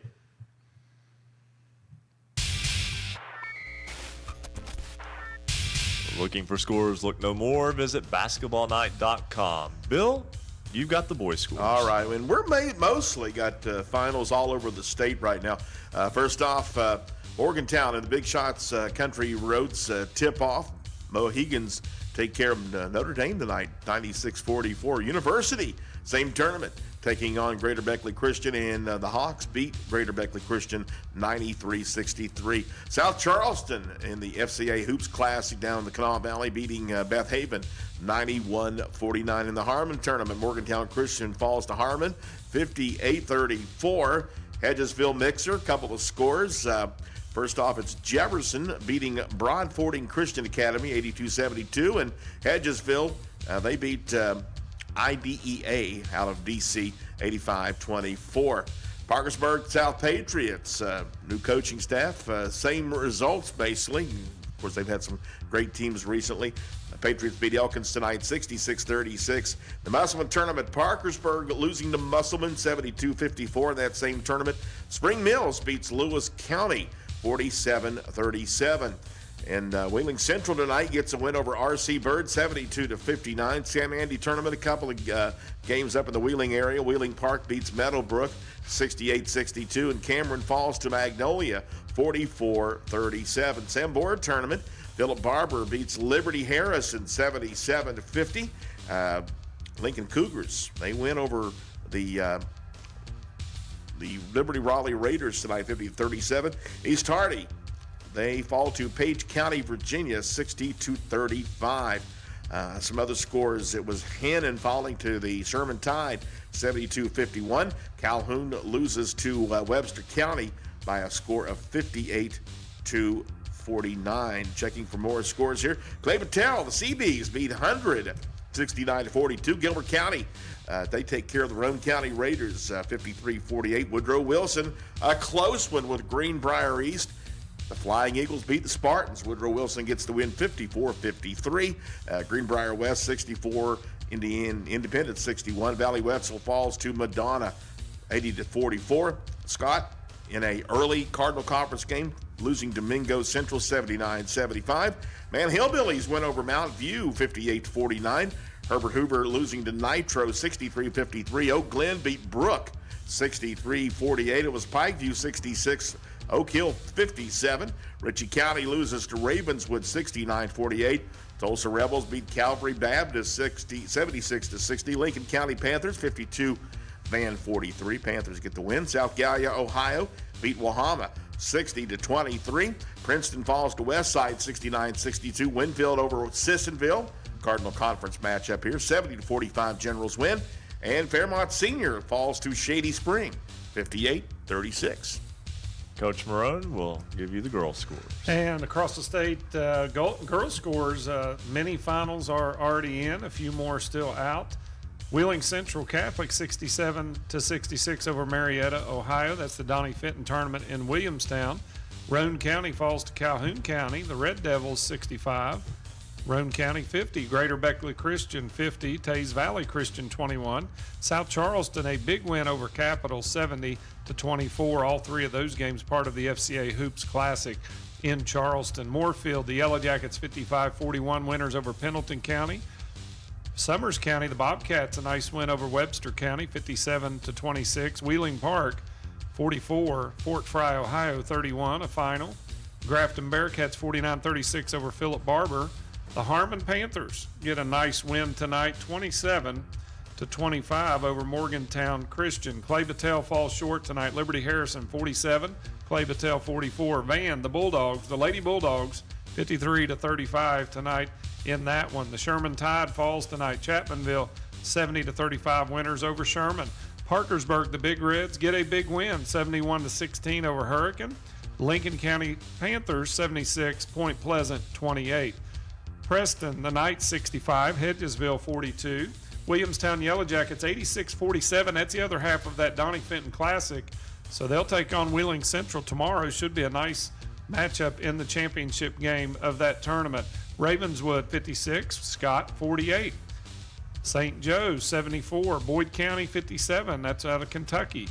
Madonna 80, Valley Wetzel 44, and Martinsburg 64. Hanley, Virginia 9. That's a look at your girls' score here on the basketballnight.com scoreboard update. Thank you very much, Coach Morrone. And before we go back to the phones real quick, I want to let you know that if you want to submit a nomination for Standout Athlete of the Week, you can do that at basketballnight.com. That's something that we get into. We can't do that one right off the bat, but that is something that we like to do throughout the course of the year. That becomes a weekly feature on the program where we recognize a student athlete from this great state of West Virginia who's getting it done not only on the floor but also either in the classroom or in the community. So that is something that we enjoy as well. Also, our set, we have a couple, we have a new jersey right in front of us, the Grace Christian Lady Soldiers, brand new to the set here at basketballnight.com, as well as this big gold award right in front of me. If you're watching on the web stream, you can see that. It is a Muse Creative Award, and certainly honored to have that. That is a solid piece of trophy there, Coach Morrone. Yeah, it's holding that jersey up rather easily, and there's some weight to it, which means it's very special and an honored place there right in front of Ryan. You use it as a weapon in a pinch. Bill Cornwell, always the crafty one over here, and always looking for new uses. It's called repurposing, Bill. Repurposing. I think Bill's always in kind of a, how would I defend myself if? Yeah, he's ready to go. So don't make Bill mad. Note to self. All right. The Gilmer County Titans picked up a win tonight over Roane County, 53-48. as the Titans boys basketball team opens their season with a win. Lynn Frederick is an assistant coach with the Titans. He joins us now on Basketball Friday Night in West Virginia. And Coach, always nice to pick up a win on your first day out. First off, thanks for having me. Second, yeah, it was really, really good feeling.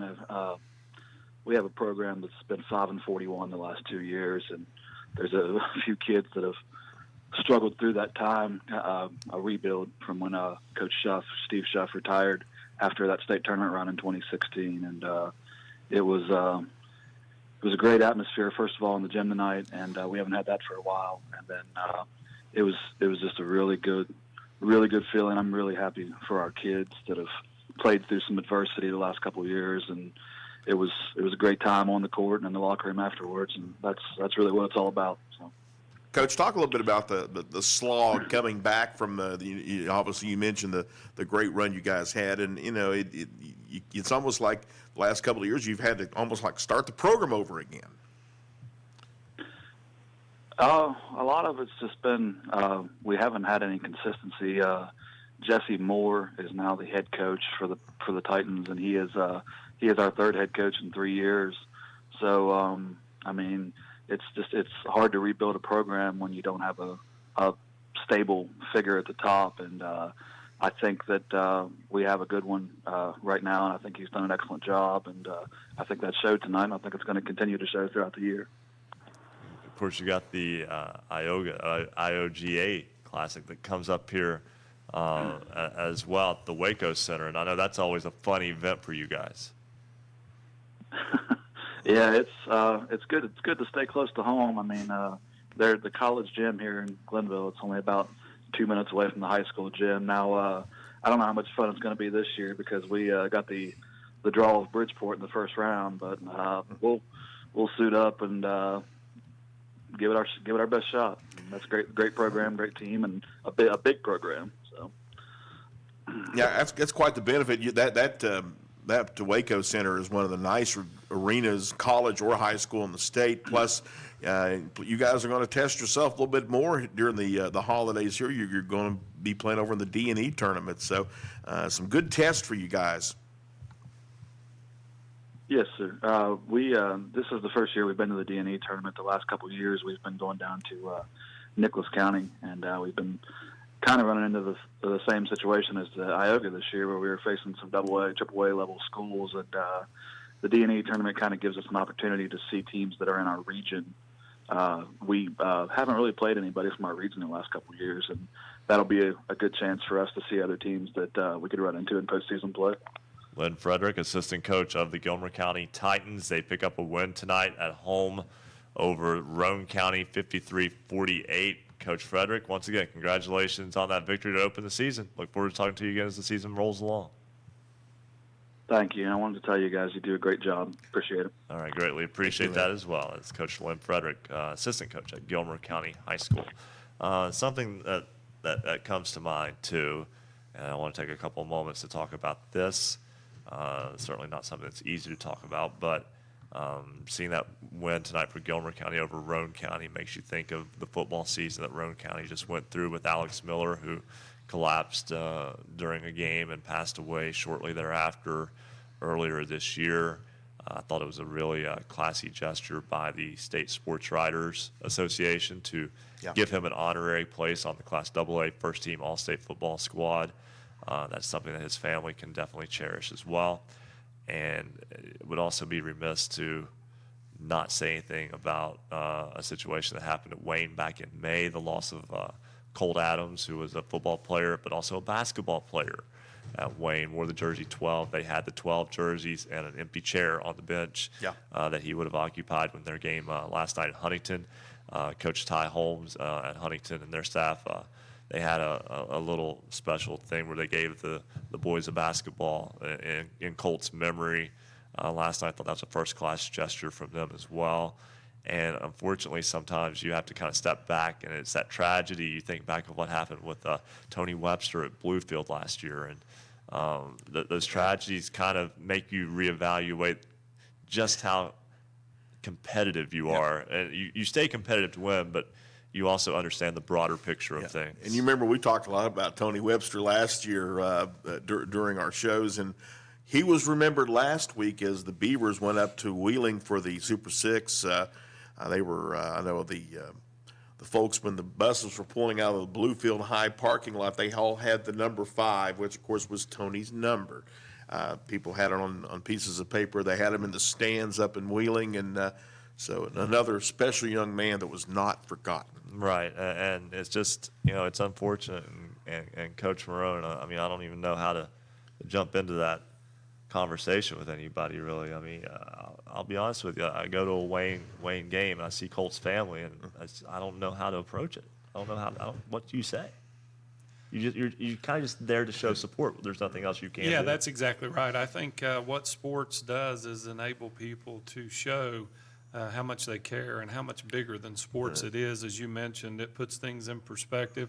It is truly a family. I mean, athletics can be an extension of a family, and for some, even be more so. But like you said, I think being there and the way they're showing the respect for the families and for those that go through these type things, I think is just wonderful. And I'm sure there's other places in the country that it happens, but West Virginia is special in that way. When things happen that are adverse, West Virginians are known throughout ever of pulling together and helping each other, and just another great example of that. I think one thing I've learned through this is that, seeing Colt's family at football games and seeing his mom at girls basketball game, of course he had a lot of friends who played on the team, her presence and their presence helps the kids a little bit get through this, because they lost a friend too. Yeah. And to see their strength kind of helps give them a little bit of strength and kind of a I hate to say comfort, but it gives them comfort in a time of need. I'll never forget also start of the football season, the family was involved in some of the pregame activities out of Wayne when they took on Spring Valley, and something very unforgettable. Absolutely. We're going to step aside, take a break. When we come back, we'll lighten the mood up a little bit with our resident referee, Bo Anderson. That's right. Basketball Friday night in West Virginia continues here on the Fast Break Sports Network. Basketball Friday night in West Virginia will return in 2 minutes on the Fast Break Sports Network.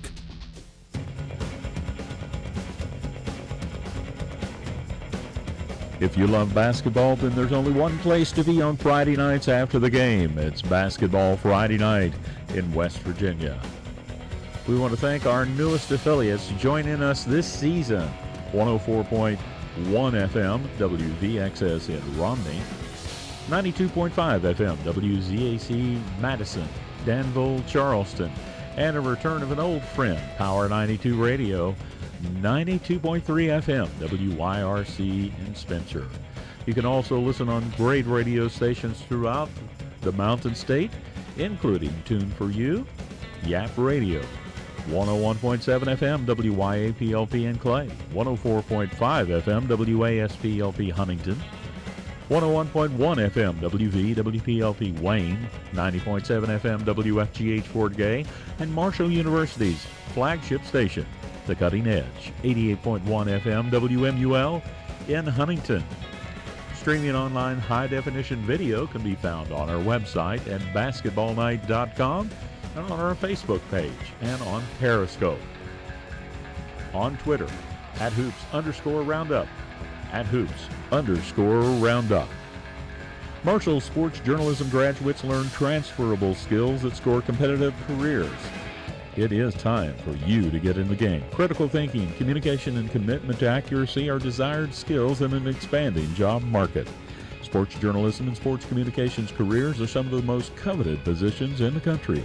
The Marshall University School of Journalism and Mass Communications is ready and eager to help you start your journey. Learn more at marshall.edu/SOJMC. Join us on Twitter at @hoops_roundup. @hoops_roundup.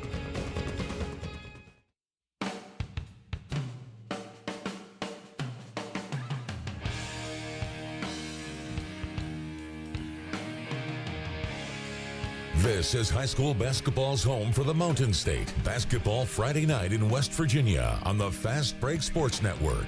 Now, back to your hosts, Bill Cornwell, Coach Ric Morrone, and Ryan Epling. It is 11:40. Well, I wish it was 11:49. Not because I'm looking forward to the end of the show, but I mean, here's what you don't understand in the studio. I'll share this with you real fast because none of you at home really care. But the post-show meal is starting to arrive, and it's the fastest 3 hours in radio. But from our standpoint, this is going to be the longest 40 minutes in radio. This shows you how far we've come with the show. We actually have an official chef of the show. We have come a long Chef way. Sandy. Chef Sandy. She is spectacular with keeping us fed. No doubt about that.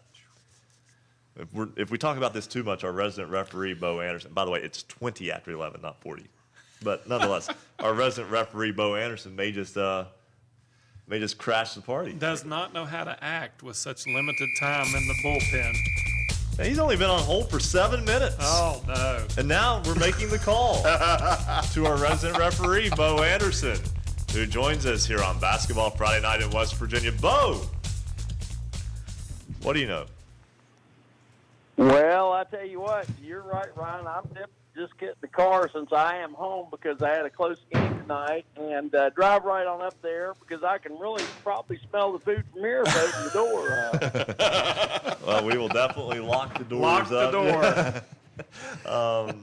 Okay, another basketball season is underway, Bo, and something that we always ask about before this, early in the season at the very least. Any rule changes anyone should know about?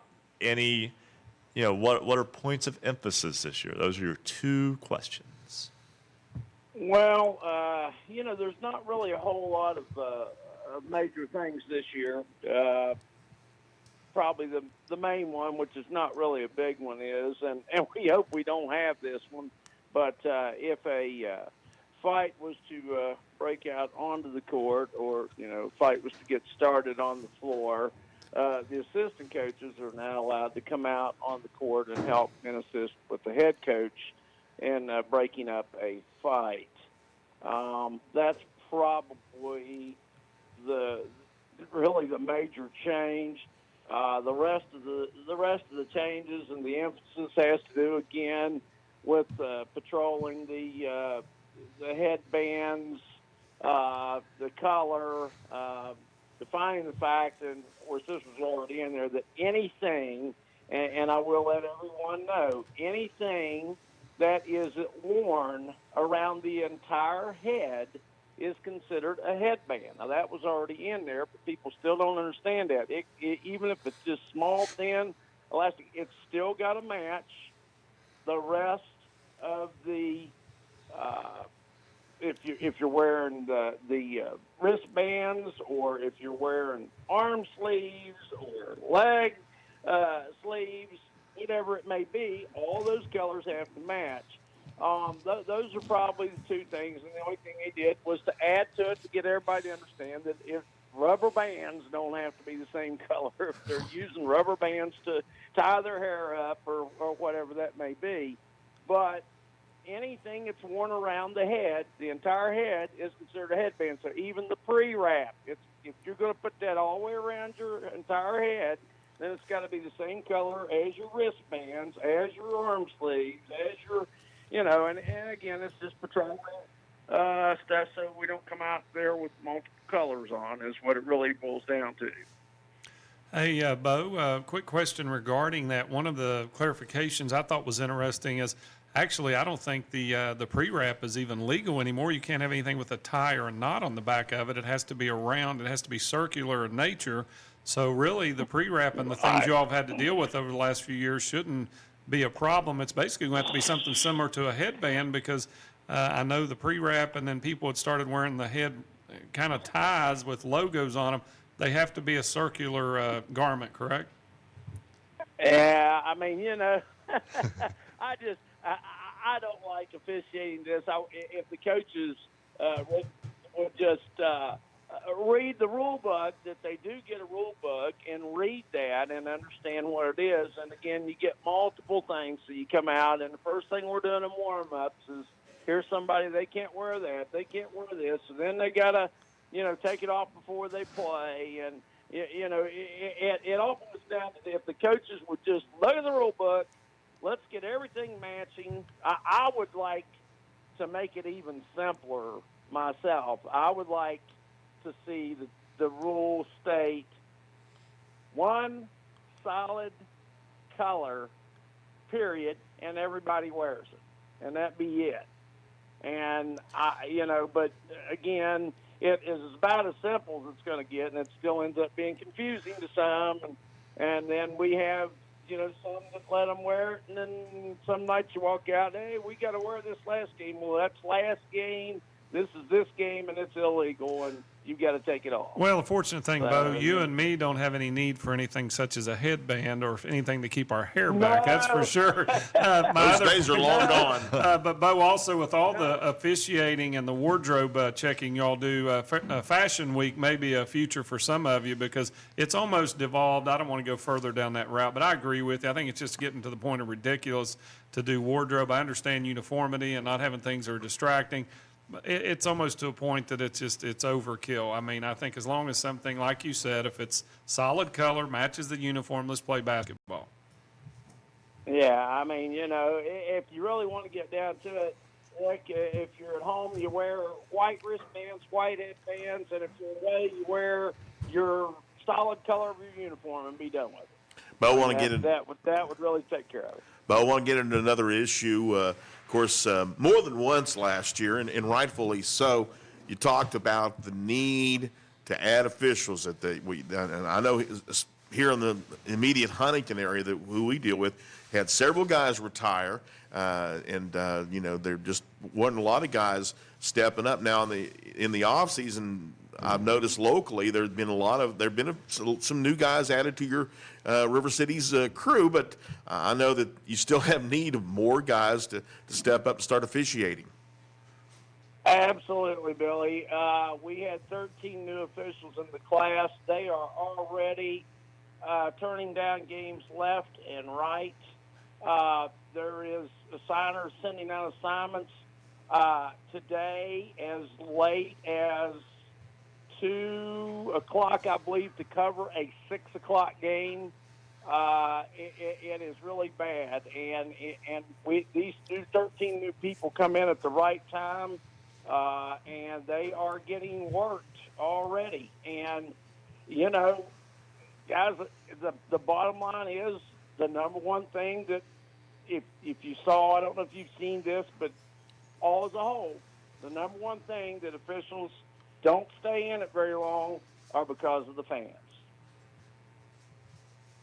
Bo Anderson, our resident referee. I have to say, I've been to 2 games so far, and I don't think anything has really even caught my eye. Everything's been pretty much, basic stuff. And then even with college games, I don't want to get too deep into that because there are differences in the rules. You good and well know that. People at home need to know that as well.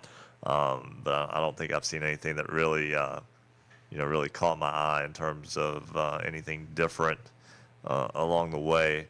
So I guess that's it for week 1. Is that all we have for Bo already? I've got a quiz for you, and I'm not going to tell you the answer until next week. So this is going to be a little tough one for you, and I'm going to leave you guys so you guys can get your rule books out and see what you can find. So my quiz for everyone for this week is A1 has the ball behind the three-point line at their basket and throws a pass that touches a defender and goes up in the air and goes through the basket. I'm going to leave you with this. What do you have? And I'll let it go at that. And I've had a lot of already funky plays that, we'll discuss throughout the year as well. I know just getting started tonight, but I've already had all kinds of questions on rules. So we got plenty of firepower when it comes time.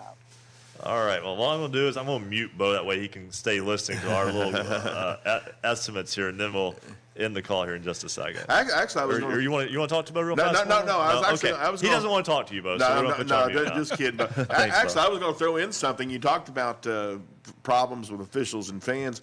Well, in Kentucky, there's legislation's already being proposed for next year's General Assembly, and it's basically the intent is to restore respect to the sidelines and ensure the safety of sports officials at athletic contests. They call it the Good Sport Bill, and it would create intimidating sports officials as a Class D misdemeanor, punishable by up to a year in jail. Physical assault would be a Class D felony with a 1 to 5 year prison term upon conviction. That's going to be going into the proposals for the Kentucky General Assembly come January. That is very interesting. Let's bring Bo back get his reaction on that before we let him go for the night. And Bo, if that's the case in Kentucky, I know that you work games in multiple states. Do you feel that that's necessary? Are you seeing it get to that point? Well, it's sad that it has to come to that point. I know in Ohio, in some counties, if a fan gets removed by an official from a game, they have to pay a $150 fine. And, it's just anything. And, unfortunately, it's always one or two single people. It's not a whole group. It's always that one or two that think they know it all. They've never seen a rule book. They get out their fans manual of their own and create their own rules and do not know what they're talking about. I have more than been willing to welcome several of those people to come to class and actually see a rule book and learn the rules of the game. But, I think that it's sad that it's coming to that, Billy. And, you guys know I've been fortunate. This is my 37th year of officiating high school basketball and have not had too many incidents and would like to keep it that way. And if that's what it takes, to keep them off of us, I'm glad that they're putting that in there. Yeah, along with that story, Butch Cope, who's like the number 2 guy with the Kentucky High School Athletic Association, said in all their sports they have like 3,900 officials that they license each year. They lose about 100 a year, and they said the number one reason they hear from a lot of the officials who leave is because of treatment from players. And he said that if this doesn't change, that they could get to a point where they have to start playing fewer games in some, if not all, sports, because they just don't have the number of officials they need. It's not just basketball, it's all sports, but certainly we focus on basketball. Well, and the bottom line is it penalizes the innocent. But, when you don't have enough officials to work the games, people don't understand. Everybody's yelling at us. But when we stop working the games and there's nobody there to work one, then, there's already been some scenarios. I was not going to be surprised if that game didn't get canceled tonight because it was cutting it close. And then there was games tomorrow that just got filled a couple of hours ago that started at 11:30 in the morning.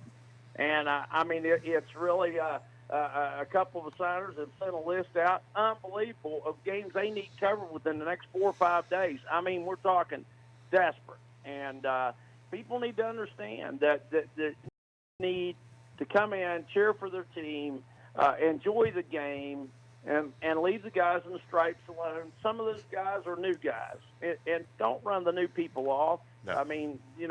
I always try to stress to the new guys, don't let somebody ruin your game, and don't let them run you off. You've got control of the game. You take care of it. But on the other hand, nobody made me do this for 37 years. Nobody's making anybody a referee high school basketball. If I wanted to quit today, I could say today was my last game and be done.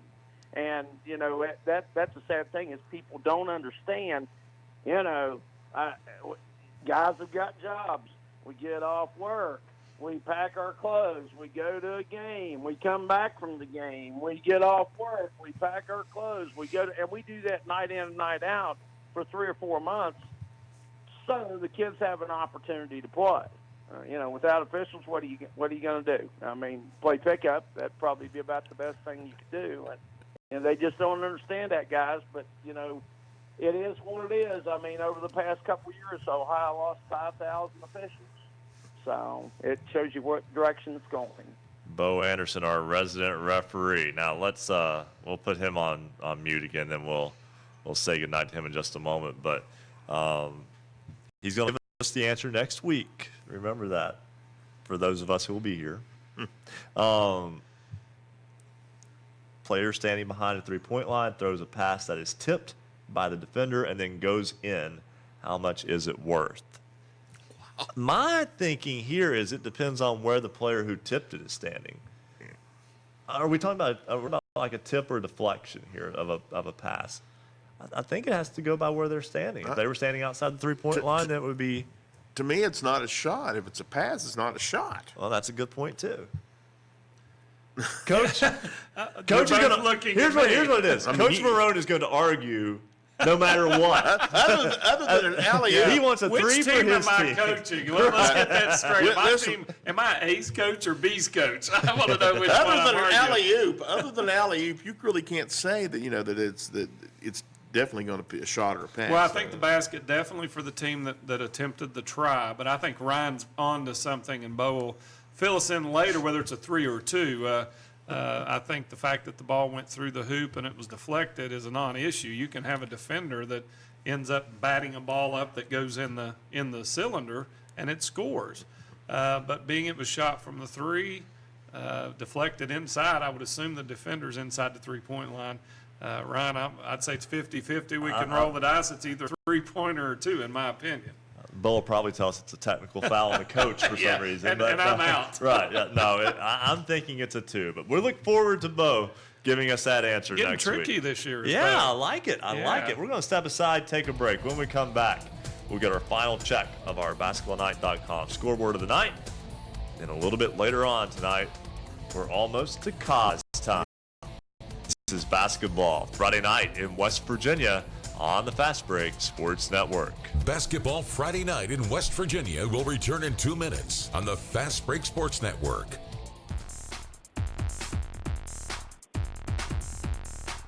For scores online, all of them in westvirginia.com.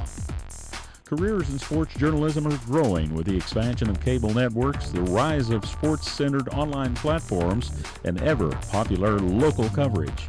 Get in the game. Your passion, curiosity, charisma, and a Marshall University sports journalism degree will equip you with the combination for success.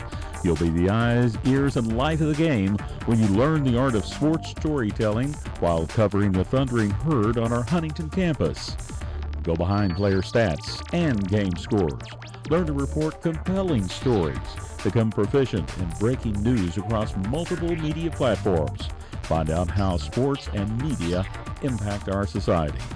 Marshall University's W. Page Fitz School of Journalism and Mass Communication is ready and eager to help you start your sports journalism career.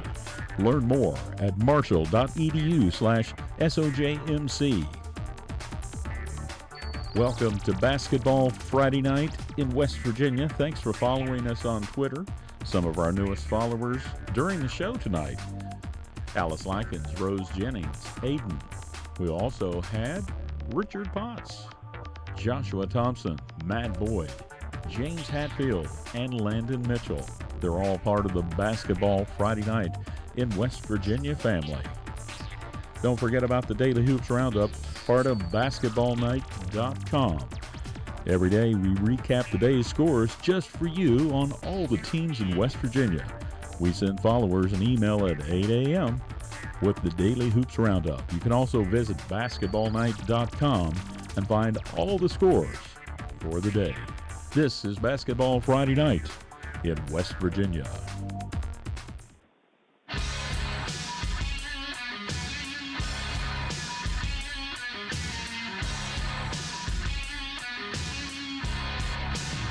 Celebrating high school basketball around the Mountain State. You're listening to Basketball Friday Night in West Virginia on the Fast Break Sports Network. Now, back to your hosts, Bill Cornwell, Coach Ric Morrone, and Ryan Epling.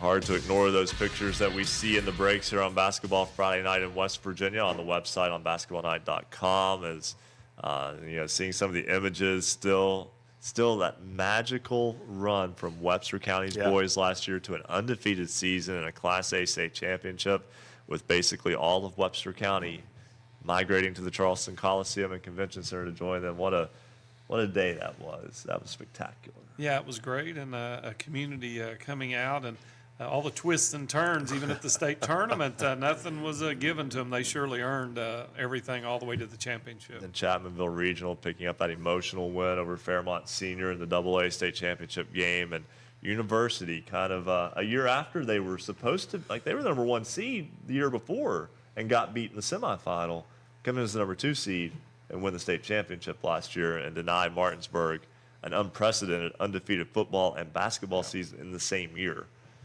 Wow, so many storylines last year. We'll talk much more about all of that with Rick Kozlowski and when we get to cause time. That's a little bit later on. But first, it's time for our final check of the night of our basketballnight.com scoreboard.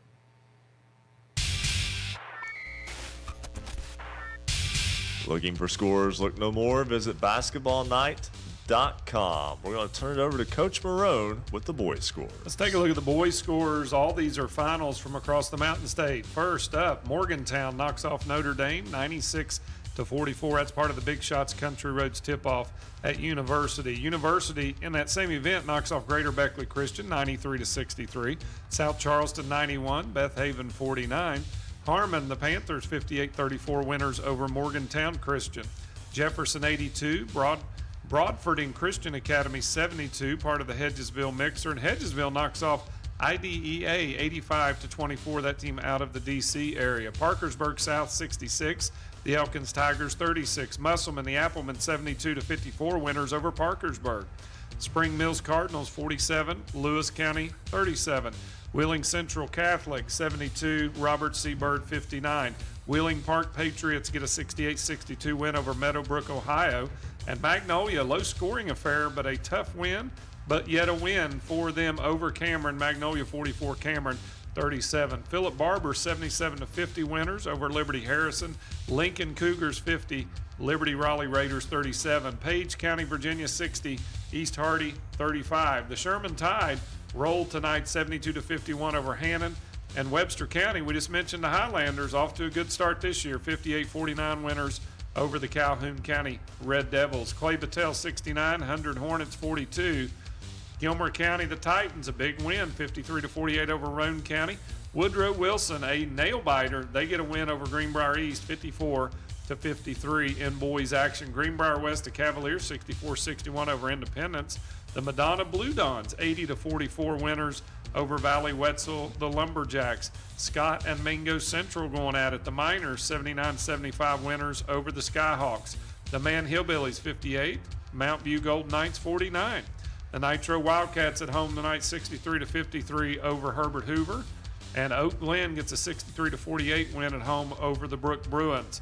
The Paw Paw Pirates, Ryan's favorite, pull off a big win tonight, 61-50 over Union. We also have a Paw Paw jersey right over Ryan's right shoulder there, keeping watch over Mr. Epling tonight. The Pikeview Panthers, 66, Oak Hill 57. The Ravenswood Red Devils, 69-48 winners over the Ritchie County Rebels. And the Tulsa Rebels, 76, Calvary Baptist 60. The Rebels off to a 2-0 start. Lincoln County Panthers 52, the Van Bulldogs 43. South Gatti, Ohio, a big win on the road tonight, 60-23 over Wahama. And Westside, the Renegades, 69-62 over Princeton. Winfield, a big rivalry game with Sissonville. The Generals get a 70-45 win. And Shady Spring, a big-time win on the road at Fairmont Senior. They win 58-36. That's a look at your boys' scores. Girls scores tonight in the Donnie Fenton tournament in Williamstown. It was Wheeling Central defeating Marietta, Ohio, 67-66. A shot within the last 10 seconds gives the Maroon Knights the win. Calhoun County defeats Roane County tonight, 65-50. It was Greater Beckley Christian, a 50-21 winner over Tays Valley Christian. Also, South Charleston defeats Capital, 70-24. Those prior three games all part of the Fellowship of Christian Athletes Hoops Classic in Charleston tonight. Also, it was Moorfield defeating Pendleton County, 55-41. Summers County beats Webster County tonight in the Rogers Oil Tournament, 57-26 the final. 23 points tonight from Taylor Isaac. Wheeling Park defeats Fort Fry of Beverly, Ohio. That is in the Sam Andy Basketball Classic in Wheeling. That's final tonight. Wheeling Park 44, Fort Fry 31. Also tonight, Grafton defeats Philip Barber 49-36. It was Harmon, a 27-25 winner in girls basketball tonight over Morgantown Christian. Liberty Harrison defeats Clay Battelle 47-44. A lot of really close ball games throughout the state tonight. Van defeats Work County 53-35. It was Chapmanville doubling up Sherman 70-35. Parkersburg beats Hurricane 71-16. Lincoln County a 76-28 winner over Point Pleasant. Preston picks up a 65-42 victory over Hedgesville. Williamstown beats Clay County tonight 86-47. That sets up a matchup tomorrow, Clay County and Marietta, and then Williamstown and Wheeling Central and the Donnie Fenton Classic in Williamstown. Also, Ritchie County defeats Doddridge County 48-30. It was the Red Devilettes of Ravenswood picking up a 56-48 win over Joe Linville's Scott Skyhawks. It was St. Joe defeating Boyd County, Kentucky 74-57 in the Boyd County shootout. Also tonight, the Madonna Blue Dons defeat Valley Wetzel 80-44, and Martinsburg defeats Hanley, Virginia handily 64-9. That is a check of your basketballnight.com scoreboard. Nice win for Ravenswood over Scott tonight.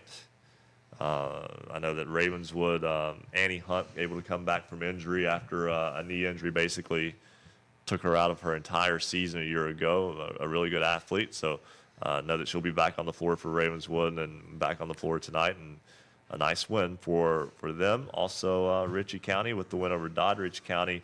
Always love those North Central County matchups. And some things never change. St. Joe, they lose some good players to graduation. Well, they're just off to a 4-0 start. They just keep rolling. And that's part of that Boyd County Classic. If folks can get out tomorrow that are in that area, there's a lot going on tomorrow around the area, but Boyd County, that continues tomorrow. I know Spring Valley girls play at 11 a.m. tomorrow. There's games all day there. Yeah, You want to see some good girls action. And also, although this is a show about West Virginia basketball, got to mention this. A school has a chance to go for a 2,000th all-time win tomorrow. That's the Ashland Tomcats, the winningest Kentucky high school basketball, boys basketball program. They're going for their 2,000th win the other night. They got their 1999th win against a West Virginia team a couple of nights ago in Spring Valley. So a lot of things going on there, and again, great time of the year. We're going to step aside for our final break. We'll come back. We'll have our poll question, and then it'll be cause time. This is Basketball Friday Night in West Virginia on the Fast Break Sports Network. Basketball Friday Night in West Virginia will return in 2 minutes on the Fast Break Sports Network.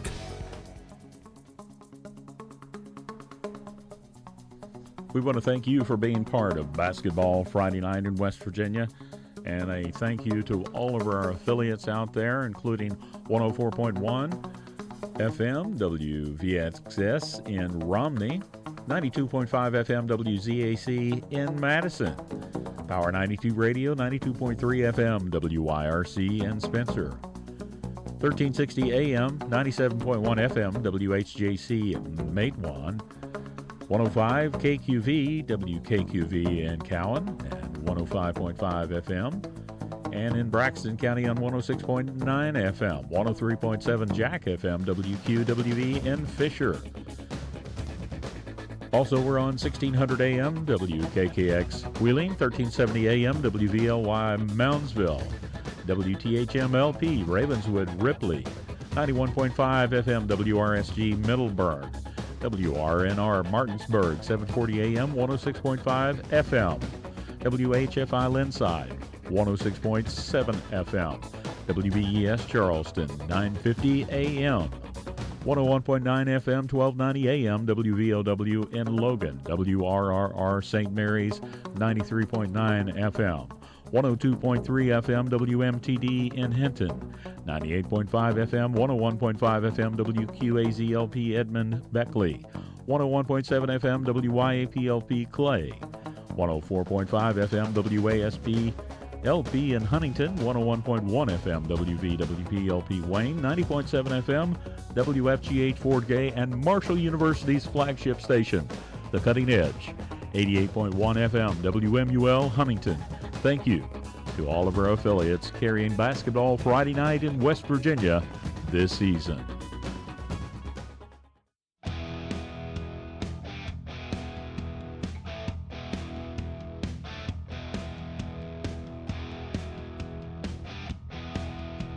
Stay up to date on your favorite teams. Check out basketballnight.com. Now, back to Basketball Friday Night in West Virginia with Bill Cornwell, Coach Ric Morrone, and Ryan Epling. A little before 11:50 on this Basketball Friday Night in West Virginia. Ryan Epling, Bill Cornwell, Ric Morrone with you. Again, I want to remind you before we start to wrap things up that you can submit your Standout Athlete of the Week nominations. That's on our website, basketballnight.com. We'll review them. We'll pick one out every week and I'll let you learn a little bit more about the people that we talk about on Friday nights. We'll talk with them as well as learn a little bit more about what they do on and off the floor as well. Also, if you've got a jersey, you want to see your school's jersey represented on our set, get a hold of us on basketballnight.com. We'll take care of making that all work out. But before we get to cause time, it's time for our poll question. And for our poll question, we turn it over to Spencer Dupuis. Yeah, thanks, Ryan. This week's poll question, the first poll question of the year is, yes or no, do you like the new classifications that the WVSSAC announced on Tuesday with a new 4-class system it has put into place? Go to basketballnight.com to cast your vote. Spencer, thank you very much, and certainly appreciate that. That's a topic for debate right there. What our goal this season is going to be to do is to kind of weave that narrative throughout the year, but don't let it overwhelm it because there's a whole lot to talk about with this season in West Virginia. That's all next year. That's way down the road, and for the most part, we'll push it way down the road because we got this year to worry about. You know who's way down the road from us? Way down the road. We're up the road. Rick Kozlowski of the Martinsburg Journal. He is joining us now on Basketball Friday Night in West Virginia, our weekly Cause Time segment. Yep, the boys are back in town. Boys are back in town.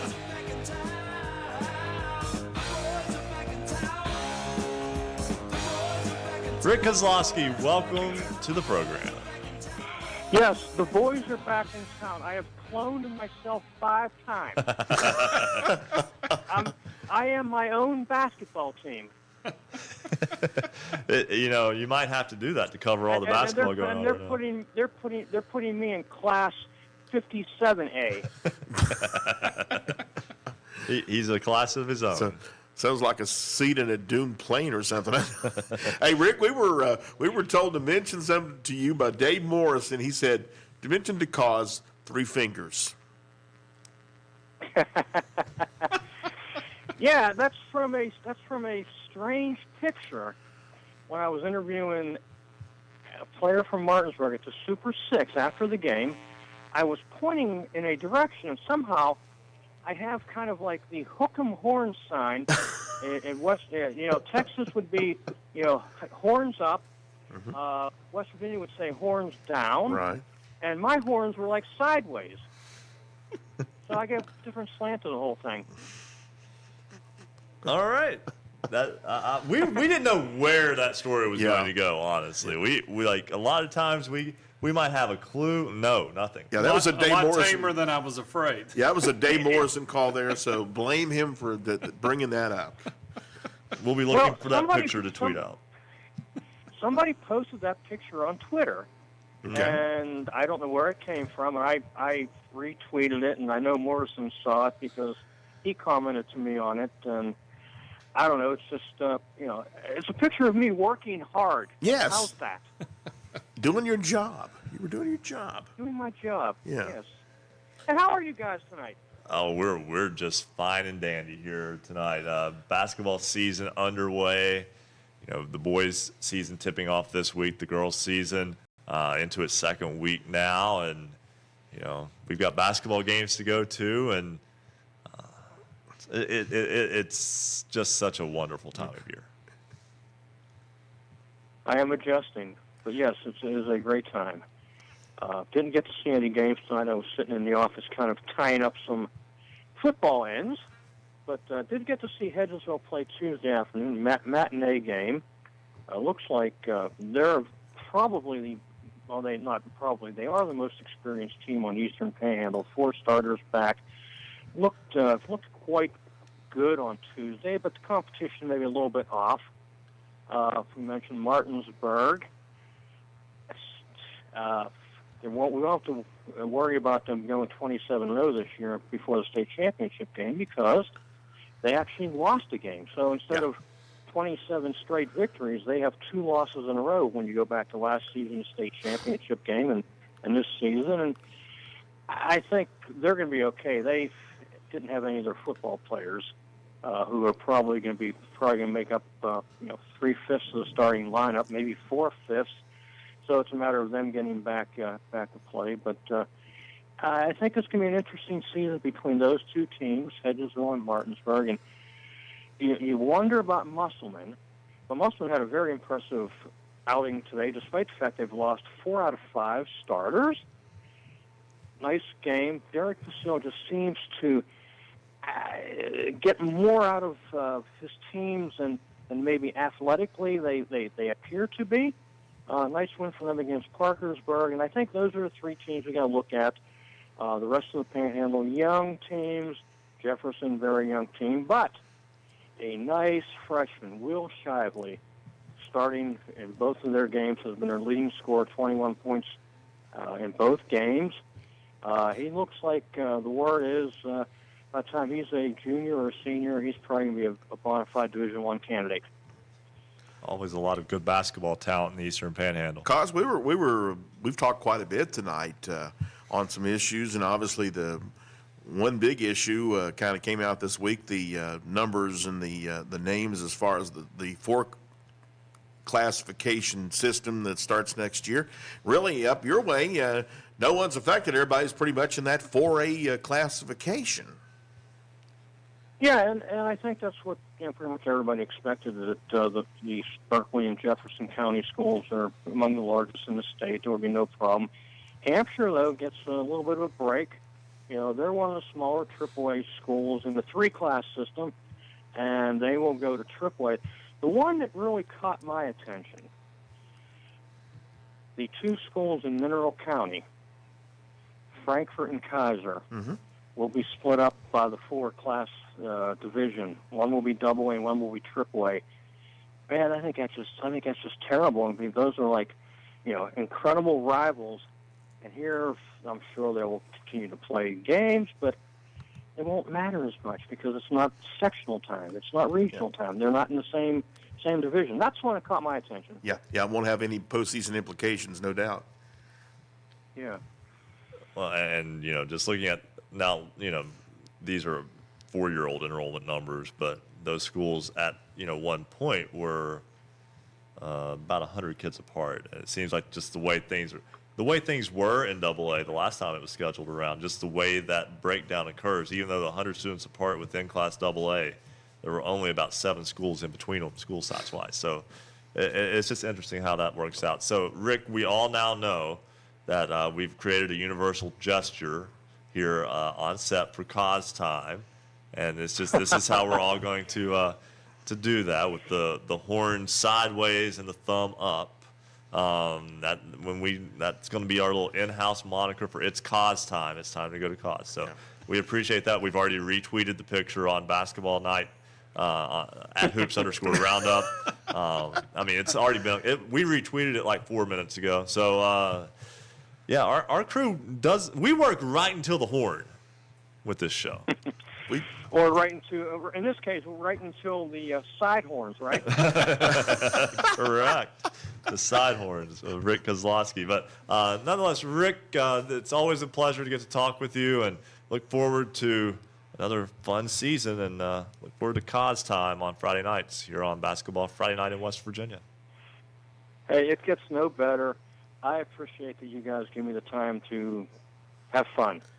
Hey, that's what it's all about. Sometimes you have to have a little bit of fun, and I know you've always got deadlines to meet, and we're all in jobs like that too. So certainly like to just be able to, relax and have a little fun. Speaking of deadlines, show's almost over. So, Bill, final thoughts from tonight. Oh, good to get going again.